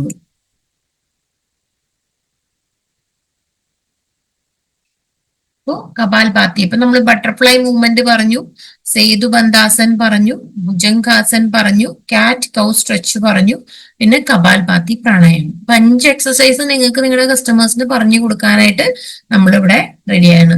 അപ്പൊ ഇത് നമ്മൾ കൺസൾട്ടേഷൻ ചെയ്യുമ്പോൾ കൃത്യമായ രീതിയിൽ അവർക്ക് പറഞ്ഞു കൊടുക്കുക. ഇനി എക്സസൈസ് ചെയ്യാൻ പലരോട് പറയുമ്പോൾ എക്സസൈസ് ചെയ്യാൻ താല്പര്യക്കുറവ് കാണിക്കും. അതിന് എക്സസൈസ് നമുക്ക് ഇൻട്രസ്റ്റിംഗ് ആക്കാവുന്ന രീതിയിൽ അവർക്ക് കാര്യങ്ങൾ സജസ്റ്റ് ചെയ്ത് കൊടുക്കുക. കാരണം ഇപ്പൊ ഡാൻസ് ക്ലാസ്സുകളുണ്ട്, ഗ്രൂപ്പ്സ് ആയിട്ട് പോകുന്നുണ്ട്. അങ്ങനെ എന്താണോ നമുക്ക് ശരീരത്തിൽ മൂവ്മെന്റ് വരുത്താൻ സാധിക്കുക അതിന് വേണ്ട കാര്യങ്ങൾ നമ്മൾ ചെയ്യാം. പച്ചക്കറി വാങ്ങാൻ പോവുകയാണെങ്കിൽ തന്നെ നമ്മൾ തൊട്ടടുത്തൊക്കെ എല്ലാവർക്കും 1 കിലോമീറ്റർ 10-200 മീറ്ററിനടുത്ത് നമുക്ക് കടകളൊക്കെ ഉണ്ടാവും. അപ്പൊ നമ്മൾ അതെല്ലാം വണ്ടിയിൽ പോവാതെ നടന്നു പോയി വാങ്ങാവുന്ന ഒരു ശീലം ഉണ്ടാക്കുക. ഫോണിലൊക്കെ സംസാരിക്കും, മാക്സിമം നടന്ന് സംസാരിക്കാൻ ശ്രദ്ധിക്കുക. അങ്ങനെ നമുക്ക് ശീലങ്ങളിൽ ചെറിയ ശരീരത്തിന് മൂവ്മെന്റ്സ് ഉണ്ടാവുന്ന കാര്യങ്ങൾ നമ്മൾ കൂടുതൽ ചെയ്യാം. പിന്നെ ഇത് ഒരു മുദ്രയാണ്, ഒരു യോഗ മുദ്രയാണ്. ഈ ഒരു മുദ്ര പ്രാക്ടീസ് ചെയ്യുന്നത് നല്ലതാണ് സ്ത്രീകളെ സംബന്ധിച്ച്. PCOD, PCOS, അതായത് സ്ത്രീകളുടെ ഒരു റീപ്രൊഡക്റ്റീവ് ഓർഗന് പോസിറ്റീവ് എനർജി കൊണ്ടുവരുന്ന ഒരു മുദ്രയാണ്. ഇതൊന്ന് സ്ക്രീൻഷോട്ട് എടുത്ത് വെച്ചോളൂ. ഈ മുദ്ര അതായത് ചൂണ്ടുവിരലും തള്ളവിരലും കൂട്ടിപ്പിടിക്കുന്നു. നടുക്കുള്ള വിരലുകൾ ഇങ്ങനെ രണ്ടും തമ്മിൽ അതും നേരെ തന്നെ രണ്ടും തമ്മിലെല്ലാം നമ്മൾ കൂട്ടുമുട്ടുന്നു. ഈ ഒരു ത്രികോണാകൃതിയിലാണ് ഈ ഒരു മുദ്ര വരുന്നത്. അപ്പൊ ഈ മുദ്ര ശരീരത്തിന് വളരെ പോസിറ്റീവ് എഫക്റ്റ് ആണ്. അപ്പൊ ഇതിങ്ങനെ വെറുതെ ഇരിക്കുന്ന സമയത്തോ ഇപ്പൊ TV കാണുന്ന സമയത്തൊക്കെ മടിയിൽ കൈവച്ചിട്ട് ഈ മുദ്ര നമുക്ക് ഹോൾഡ് ചെയ്ത് പിടിക്കാം. പോസിറ്റീവ് ആയിട്ടുള്ള ഒരു മുദ്രയാണ് യോഗ സംബന്ധിച്ച്. നമ്മൾ സ്ലീപ്പ് സംസാരിച്ചു, ഇമോഷണൽ വെൽബീങ് സംസാരിച്ചു, എക്സസൈസ്, ഗായത്രി എക്സസൈസ് നമ്മൾ സംസാരിച്ചു. ഇനി നമ്മുടെ ഭക്ഷണത്തിൽ എന്തെല്ലാം ശ്രദ്ധിക്കണം. ഫാദർ ഓഫ് മെഡിസിൻ ആണ് ഹിപ്പോക്രാറ്റ്സ്, അതെല്ലാവർക്കും അറിയാം. അദ്ദേഹം പറഞ്ഞിട്ടുള്ള ചില വാക്കുകളാണ്: ഭക്ഷണം മൂലം പല ക്രോണിക് ഡിസീസസ് ഉണ്ടാകുകയും ചെയ്യും, അതേപോലെ തന്നെ ഭക്ഷണം വളരെ ഒരു പവർഫുൾ മെഡിസിൻ ആണെന്നാണ്. അപ്പൊ ഭക്ഷണത്തിൽ നമ്മൾ എന്തെല്ലാം ശ്രദ്ധിക്കണം? ഒന്ന്, നമ്മൾ ഭക്ഷണത്തിനോട് നല്ല റെസ്പെക്ട് വേണം. കുട്ടികളിൽ തന്നെ നമ്മൾ ആ ശീലം ഉണ്ടാക്കിയെടുക്കുക. ഭക്ഷണത്തിന് മുന്നേ നന്നായിട്ട് ആ ഒരു ഭക്ഷണം കൊണ്ട് നമുക്ക് നല്ലൊരു ഗുണം കിട്ടണം. ഭക്ഷണം കിട്ടുന്നതിനെല്ലാം നമ്മളൊരു പ്രാർത്ഥന വേണം. ഇനി എഴുന്നേറ്റുടൽ PCOD ഉള്ള വ്യക്തികളിൽ ചെയ്യാൻ പറ്റുന്ന കാര്യങ്ങളാണ് നമ്മളിവിടെ പറയുന്നത്. ഉള്ള വ്യക്തികൾക്കോ അല്ലെങ്കിൽ വരാൻ സാധ്യതയുള്ള കുറച്ച് കാറ്റഗറി നമ്മൾ സംസാരിച്ചു, അവരോടും പറയാൻ കൊടുക്കാവുന്നതാണ്. തലേ ദിവസം കുതിർത്തിട്ട് ഉലുവയുടെ ഉലുവ ഒരു സ്പൂൺ ഉലുവ നമ്മളൊരു ഗ്ലാസ്സിൽ ടീസ്പൂൺ മതി കേട്ടോ, ടേബിൾ സ്പൂൺ അല്ല. ടീസ്പൂൺ എന്ന് പറഞ്ഞാൽ ചെറുതാണ്. ഗ്ലാസ് വെള്ളത്തിൽ കുതിർത്തിടുക, അത് രാവിലെ കുടിക്കുക. രാവിലെ എഴുന്നേറ്റ് വഴി ഇത് കുടിക്കുക, അത് ചവച്ച് നമുക്ക് കഴിക്കുകയും ചെയ്യാം. അതുപോലെ ഇതിപ്പോ ഉലുവ മാത്രം വേണമെന്നില്ല, ഇടയ്ക്ക് മാറ്റി നമുക്ക് ജീരകവും ഇതേപോലെ കുതിർത്തിട്ടിട്ട് കഴിക്കാവുന്നതാണ്. അല്ലെങ്കിൽ ഈ ജീരകത്തിന്റെ ഉലുവയുടെയും അത് പൊടിച്ചു വെച്ചിട്ട് നമ്മൾ ആ പൊടി നമ്മൾ വെള്ളത്തിൽ കലക്കി കുടിക്കാവുന്നതാണ്. എഴുന്നേറ്റ് ഉടനെ നമുക്ക് ചെയ്യാവുന്ന ഒരു കാര്യമാണിത്. അതുപോലെ ഹെർബൽ ടീ ഓപ്ഷൻ ആക്കുക. നമ്മൾ സാധാ ചായക്കളും ഹെർബൽ ടീ കുടിക്കാനായിട്ട് നോക്കുക. അതിൽ നമുക്ക് കറുകപ്പട്ട, ഇഞ്ചിയും നാരങ്ങയൊക്കെ ഇട്ടിട്ട് തിളപ്പിക്കാം, അല്ലെങ്കിൽ നമ്മുടെ മുരിങ്ങയുടെ ഇല ഇട്ടിട്ട് തിളപ്പിക്കാം, കറിവേപ്പില ഇട്ട് തിളപ്പിക്കാം. ഇതിനെല്ലാം നമ്മൾ മധുരത്തിന് പകരം ഒന്നെങ്കിൽ ഓർഗാനിക് ആയിട്ടുള്ള ശർക്കര അല്ലെങ്കിൽ തേൻ എപ്പോഴും. പക്ഷെ നമ്മൾ ചൂടുള്ള ഇതിനകത്തേക്ക് നേരിട്ട് ആഡ് ചെയ്യരുത്. ചൂടൊന്ന് കുറഞ്ഞതിന് ശേഷം തേൻ ആഡ് ചെയ്യാൻ പാടുള്ളൂ. അപ്പൊ ഇങ്ങനെയുള്ള ഹെർബൽ ടീ നമുക്ക് ഓൾട്ടർനേറ്റീവ് ആയിട്ട് ഉപയോഗിക്കാം. അതേപോലെ നമ്മുടെ പ്രഭാത ഭക്ഷണത്തിന് മുന്നേ നമുക്ക് വെജിറ്റബിൾ ജ്യൂസസ്, കുമ്പളങ്ങ ജ്യൂസ് അല്ലെങ്കിൽ കരിക്കും വെള്ളം, ഈ കുമ്പളങ്ങയുടെ തന്നെ പല കാറ്റഗറിയിൽപ്പെട്ട ഏത് ജ്യൂസെങ്കിലും നമുക്ക് കുടിക്കാനുള്ള ഒരു ശീലം ഈ PCOD ഉള്ളവർക്ക് വളരെയധികം ഹെൽപ്ഫുൾ ആണ്. ഈ ജ്യൂസ് കുടിക്കുമ്പോൾ ശ്രദ്ധിക്കേണ്ട കാര്യം, ജ്യൂസ് ഉണ്ടാക്കി 30 മിനിറ്റിനുള്ളിൽ നമ്മളത് കുടിക്കാനായിട്ട് ശ്രദ്ധിക്കണം. ഫ്രിഡ്ജിൽ സൂക്ഷിക്കുകയാണെങ്കിൽ ഉണ്ടാക്കിയ ഉടൻ ഫ്രിഡ്ജിൽ സൂക്ഷിക്കുക. ഫ്രിഡ്ജിൽ സൂക്ഷിക്കുകയാണെങ്കിൽ തന്നെ അത് 12 മണിക്കൂറിനുള്ളിൽ നമ്മൾ കഴിച്ചിരിക്കണം. ബ്രേക്ക്ഫാസ്റ്റ് PCOD ഉള്ള വ്യക്തികൾ നിർബന്ധമായും തുടങ്ങുമ്പോൾ ഒരു സാലഡ്സ് വെച്ചിട്ട് തന്നെ തുടങ്ങുക. എന്ത് നമുക്ക് ഇഷ്ടമുള്ള പച്ചക്കറി വെച്ച് സാലഡ് ആക്കാം. എന്നിട്ട് സാലഡ് മാത്രം നമുക്ക് മതിയാവുന്നില്ല, ഈ പ്രോട്ടീൻ റിച്ച് ആയിട്ടുള്ള ഏതെങ്കിലും തരത്തിലുള്ള ബ്രേക്ക്ഫാസ്റ്റ് ആണ് നമ്മൾ ചെയ്യേണ്ടത്. ഇപ്പൊ ഇവിടെ പറഞ്ഞിട്ടുള്ള ഒരു ഉദാഹരണം മൂങ് ദാലാണ്. മൂങ് ദാൽ എന്ന് വെച്ചാൽ നമ്മുടെ ചെറുവയറ്റും പരിപ്പൊക്കെ വെച്ചിട്ട് നമുക്ക് സുഖമായിട്ട് ദോശ ഉണ്ടാക്കാം. തലേദിവസം കുതിർത്തിട്ട് മതി, അതിനകത്ത് പുളിപ്പിക്കാനൊന്നും നിൽക്കേണ്ട ആവശ്യമില്ല. തലേദിവസം കുതിർത്തിട്ട് രാവിലെ മിക്സിയിൽ വെറുതെ അരയ്ക്കുക. സവോള, തക്കാളി, നമുക്ക് എന്തെങ്കിലും ക്യാരറ്റ് ഒക്കെ ചേർത്തിട്ട് സാധാരണ ഒരു ഉത്തപ്പം പോലെയൊക്കെ നമുക്ക് ഉണ്ടാക്കിയെടുക്കാം. അപ്പൊ പ്രോട്ടീൻ റിച്ച് ആയിട്ടുള്ള ഫുഡാണ് നമ്മൾ സജസ്റ്റ് ചെയ്യേണ്ടത്. അതിലിപ്പോ നമുക്ക് ഏറ്റവും ഈസി ആയിട്ട് നമുക്ക് PVMF ഉണ്ട്, സാലഡ്സിന്റെ കൂടെ PVMF കൊടുക്കാം. ഇനി നമ്മൾ ഫ്രൂട്ട്സ് ചൂസ് ചെയ്യുകയാണെന്നുണ്ടെങ്കിൽ ഫ്രൂട്ട്സ് എങ്ങനെ ഫുഡിന്റെ കൂടെ ചൂസ് ചെയ്യണം എന്നുള്ളതാണ്. നമ്മൾ വളരെ പ്രോട്ടീൻ റിച്ച് ആയിട്ടുള്ള ഫുഡാണ് കഴിച്ചിട്ടുണ്ടെങ്കിൽ അതിനെ ദഹിപ്പിക്കാനായിട്ട് നമുക്ക് പപ്പായ പോലുള്ള ദഹനത്തിന് കൂടുതൽ സഹായിക്കുന്ന ഫ്രൂട്ട് ചൂസ് ചെയ്യാം. അതല്ല നമ്മൾ ഒരുപാട് ഉപ്പടങ്ങിയ അങ്ങനെയുള്ള ഭക്ഷണമാണ് കൂടുതൽ കഴിച്ചിട്ടുണ്ടെങ്കിൽ അതിന്റെ കൂടെ ആ വാട്ടർ കണ്ടന്റ് ഉള്ള ഫ്രൂട്ട്സ് നന്നായിട്ട് ചൂസ് ചെയ്യണം, ഉപ്പ് കൂടുതൽ ശരീരത്തിന് പോകാൻ വേണ്ടിയിട്ട്. ഇനി കാർബോഹൈഡ്രേറ്റ് അടങ്ങിയ ഫുഡാണെങ്കിൽ ആപ്പിളിന്റെ വർഗ്ഗത്തിൽപ്പെട്ട ആപ്പിള്, പേർ അങ്ങനെയുള്ള ഫ്രൂട്ട്സ് നമുക്ക് ചൂസ് ചെയ്യാവുന്നതാണ്. ഇനി ഇടയ്ക്ക് ഇതേപോലെ രാവിലെ ഇങ്ങനത്തെ ഒരു പ്രോട്ടീൻ റിച്ചും സാലഡ്സും ആയിട്ടുള്ളത് കഴിച്ചതിന് ശേഷം ഇടയ്ക്ക് വിശക്കുന്നുണ്ടെന്നുണ്ടെങ്കിൽ നമ്മൾ സ്മൂത്തി എന്തെങ്കിലും ഉണ്ടാക്കി കഴിക്കുക. അത് മാക്സിമം ഫ്രൂട്ട്സ് വെച്ചിട്ടുള്ള സ്മൂത്തീസ് എന്തെങ്കിലും ഉണ്ടാക്കി കഴിക്കാനായിട്ട് നോക്കുക. ചിയ സീഡ് ആഡ് ചെയ്യും. ചിയ സീഡ് ഇപ്പൊ നമ്മൾ രാവിലെ കുടിക്കുന്ന വെള്ളത്തിലാണെങ്കിലും നമ്മുടെ സ്മൂത്തിയിൽ എന്തെങ്കിലും എല്ലാത്തിലും ആഡ് ചെയ്ത് കുടിക്കാവുന്നതാണ്. പിന്നെ നമുക്ക് ഇതുപോലെ കട്ടത്തൈര്, സംഭാരം അങ്ങനെയുള്ള കാര്യങ്ങളെല്ലാം ഇടയ്ക്ക് ഏതാന്ന് വെച്ചാൽ നമുക്ക് ഇട സമയത്ത് വിശക്കുമ്പോൾ കുടിക്കാം. ഇനി ലഞ്ചിനാണെങ്കിൽ നമുക്ക് ഇതുപോലെ സാലഡ്സ് ആണ് നമ്മൾ ആദ്യം നോക്കുന്നത്. അതിന്റെ സാലഡ്സ് എല്ലാം എപ്പോഴും നമ്മൾ എന്ത് ഫുഡിന്റെ കൂടെ ഫസ്റ്റ് സാലഡ് ആഡ് ചെയ്തിട്ട് വേണം നമ്മൾ മെയിൻ ആയിട്ടുള്ള ഫുഡ് ആഡ് ചെയ്യാനായിട്ട്. അതിനകത്ത് നമ്മൾ ഫുഡിൽ തന്നെ നമ്മൾ മാക്സിമം പ്രോസസ്ഡ് ആയിട്ടുള്ള റൈസ് മാറ്റി നമുക്ക് ക്വിനോവ, ബ്രൗൺ റൈസ്, മില്ലറ്റ്സ്, ഏതൊക്കെ തരത്തിലുള്ള മില്ലറ്റ്സ് ഉണ്ടെങ്കിൽ അതെല്ലാം നമ്മൾ ആഡ് ചെയ്യാനായിട്ട് സജസ്റ്റ് ചെയ്യാം. അതുപോലെ ലഞ്ചിന്റെ നമുക്ക് ഓപ്ഷൻസ് ആയിട്ടുള്ള ഫ്രൂട്ട് ബൗൾസ് കഴിക്കാം. പലതരത്തിലുള്ള ഫ്രൂട്ട്സ് ആഡ് ചെയ്യുമ്പോൾ ഇപ്പോൾ ശ്രദ്ധിക്കേണ്ട, ഒരേ ഫാമിലിയിൽപ്പെട്ട ഫ്രൂട്ട്സിനെ നമ്മൾ ഒരുമിച്ച് ആഡ് ചെയ്യാനായിട്ട് ശ്രദ്ധിക്കുക. ഓറഞ്ച്, മൂസമ്പി, കിവി ഇതെല്ലാം ഒരേ തരത്തിൽ ഒരു കാറ്റഗറിയിൽപ്പെട്ടാണ്. ആപ്പിൾ, പെയർ ഒരേ കാറ്റഗറിയാണ്. ചെറി, പ്ലം, പീച്ച് ഇതെല്ലാം ഒരേ കാറ്റഗറി. ഇനി മെലൻസ് ഉണ്ട്, water melon, Musk melon, pineapple, strawberry, മറ്റുള്ള ബെറീസ് എല്ലാം ഒരുമിച്ച് ചേർക്കാം. അങ്ങനെ ഒരേ കാറ്റഗറി ഉള്ള ഫ്രൂട്ട്സ് നമ്മൾ ആഡ് ചെയ്യാനായിട്ട് ശ്രദ്ധിക്കാം. ഇനി ഭക്ഷണത്തിന് ശേഷം നമുക്ക് ഒരു നുള്ള് കായം ചേർത്ത വെള്ളം കുടിക്കാം. ചെറിയ ചൂടുവെള്ളത്തിൽ ഒരു നുള്ള് കായം ചേർത്ത് കുടിക്കാം. അതല്ലേ വൈകുന്നേരത്തെ സ്നാക്കായിട്ട് ഈ പറഞ്ഞാൽ ചായ, കാപ്പി ഒഴിവാക്കി ഇതുപോലെ ഡ്രിങ്ക്സ്, നമുക്ക് ഹെർബൽ ടീ, നേരത്തെ പറഞ്ഞ ഹെർബൽ ടീ എടുക്കാം. അതല്ലെങ്കിൽ ഇതുപോലുള്ള നല്ല ഡ്രിങ്ക്സ്, എന്തെങ്കിലും ഡീറ്റോക്സ് വാട്ടർ അങ്ങനെയൊക്കെ നമുക്ക് ആഡ് ചെയ്യാവുന്നതാണ്. ഇനി ചായ ഉണ്ടാക്കുമ്പോൾ ഇതിപ്പോ നമുക്ക് അത്രയ്ക്കും ബാധകമല്ലാണ്. നമ്മളിവിടെ ഒരുപാട് പാല് തിളപ്പിച്ച് ചായ കുടിക്കാൻ ശീലമില്ല. നോർത്ത് ഇന്ത്യയിലൊന്നും അങ്ങനെയല്ല. അവര് പാല് നല്ലതായിട്ട് ഇങ്ങനെ ഓവർ തിളപ്പിച്ച് ഇഞ്ചിയൊക്കെ ഇട്ട് കൂടുതൽ, അപ്പൊ പാലൊക്കെ കൂടുതൽ തിളക്കും തോറും അതില് ടോക്സിക് ആയിട്ടുള്ള കെമിക്കൽസ് ഫോം ചെയ്യുക.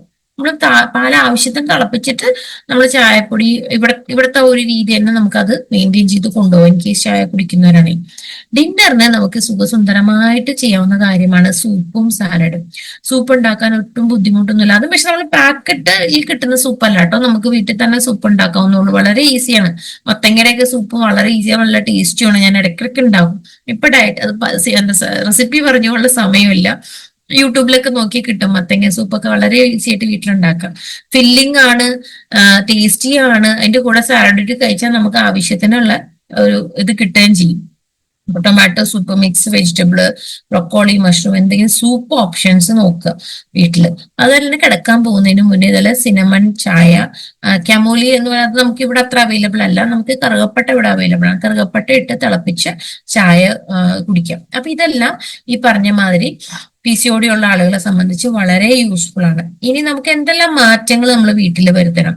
ഈ കെച്ചപ്പ്, ടൊമാറ്റോ സോസിനൊക്കെ പകരം വീട്ടിലുണ്ടാക്കിയ ചട്നികൾ ഉപയോഗിക്കുക. കാൻഡീസ്, മിഠായി കാര്യങ്ങൾ കഴിക്കുന്നതിന് പകരം അത്തിപ്പഴം, നമുക്ക് ഡ്രൈഡ് ഫിഗ് അത്തിപ്പഴം അത് കിട്ടും, ഡേറ്റ്സ്, അല്ലെങ്കിൽ റേസിൻസ് അങ്ങനെയുള്ളതൊക്കെ കിട്ടും, അത് കഴിക്കുക. ഇനി ഷുഗറിന് പകരം നമ്മൾ ഹണി ഉപയോഗിക്കുക. ഫ്രൂട്ട് ജ്യൂസിന് പകരം നമ്മൾ എപ്പോഴും ഓപ്റ്റ് ചെയ്യേണ്ടത് വെജിറ്റബിൾ ജ്യൂസ് ആണ്. അതല്ലെങ്കിൽ ഫ്രൂട്ട് ജ്യൂസിന് പകരം ഫുൾ ഫ്രൂട്ട് ആയിട്ട് വേണം നമ്മൾ കഴിക്കാനായിട്ട്. എന്നാൽ ജ്യൂസ് അടിക്കുമ്പോൾ മിക്കപ്പോഴും ജ്യൂസർ ഉപയോഗിക്കുന്നവരാണെങ്കിൽ അതിൽ ആ ഫൈബർ കണ്ടന്റ് മൊത്തം നഷ്ടപ്പെടുക ചെയ്യുക. ഫുൾ ജ്യൂസ് ആയിട്ട് നമ്മൾ അടിച്ചു കുടിക്കുകയാണെങ്കിൽ പ്രശ്നമില്ല. അപ്പൊ ഫ്രൂട്ട് ജ്യൂസിന് പകരം ഹോൾ ഫ്രൂട്ട് ആയിട്ട്, അതിൽ ഫ്രൂട്ട് ജ്യൂസ് കഴിക്കാനായിട്ട് തന്നെ മധുരമില്ലാതെ കുടിക്കാനായിട്ട് ശ്രദ്ധിക്കുക. പിന്നെ ചായ പാലിൽ ചേർത്ത് കുടിക്കുന്നതിന് പകരം ഇതുപോലെ ഹെർബൽ ടീസ് നമുക്ക് ഓപ്റ്റ് ചെയ്യാവുന്നതാണ്. കാപ്പി ആണെങ്കിലും ബ്ലാക്ക് കോഫി വിത്തൗട്ട് ആണ് ഏറ്റവും ഹെൽത്തിയാണ്. ബ്ലാക്ക് കോഫി ഒരു 2 എണ്ണം വരെയൊക്കെ ഒരു ദിവസം കുടിക്കുന്നതുകൊണ്ട് ഒരു പ്രശ്നവുമില്ല. കൂൾ ഡ്രിങ്ക്സിന് പകരം ലെമൺ വാട്ടർ, ചോക്ലേറ്റിന് പകരം ഡാർക്ക് ചോക്ലേറ്റ് ചൂസ് ചെയ്ത് മേടിക്കുക. ചിപ്സിന് പകരം ഡ്രൈ ഫ്രൂട്ട്സ്, പോപ്കോൺ ഓപ്റ്റ് ചെയ്യാവുന്നതാണ്. പോളിഷ്ഡ് റൈസിന് പകരം ബ്രൗൺ റൈസ്, പൊട്ടറ്റോയ്ക്ക് പകരം സ്വീറ്റ് പൊട്ടറ്റോ, അവക്കാഡോ, ബട്ടറിന് പകരം അവക്കാഡോ, അതുപോലെ നാൻ പകരം തവ റൊട്ടി, ദാൽ മഖനി എന്ന് പറഞ്ഞാൽ ബട്ടർ ചേർത്തിട്ടുള്ള ദാലിന്റെ കറിയാണ്. നമ്മളിവിടെ പറഞ്ഞ കുറവാണ്. ദാൽ തടുക്ക എന്ന് പറയുന്നത് പരിപ്പ് വേവിച്ച് കടുക് പൊട്ടിക്കുന്നതിനാണ് ദാൽ തടുക്ക എന്ന് പറയുന്നത്. അല്ല വൈറ്റ് സോൾട്ടിന് സാധാരണ കിട്ടുന്ന സോൾട്ടിന് പകരം കല്ലുപ്പോ അല്ലെങ്കിൽ ഹിമാലയൻ സോൾട്ടോ യൂസ് ചെയ്യാൻ ശ്രമിക്കുക. സ്റ്റോർ ബോട്ട് കടയിൽ നിന്ന് വാങ്ങുന്ന സൂപ്പിന് പകരം വീട്ടിലുണ്ടാക്കുന്ന സൂപ്പ്, കടയിൽ നിന്ന് വാങ്ങുന്ന തൈരിന് പകരം നമ്മൾ വീട്ടിൽ തൈര് ഉറവിച്ചുണ്ടാക്കുക. പനീർ നമുക്ക് വീട്ടിൽ ഉണ്ടാക്കാവുന്നുള്ളൂ.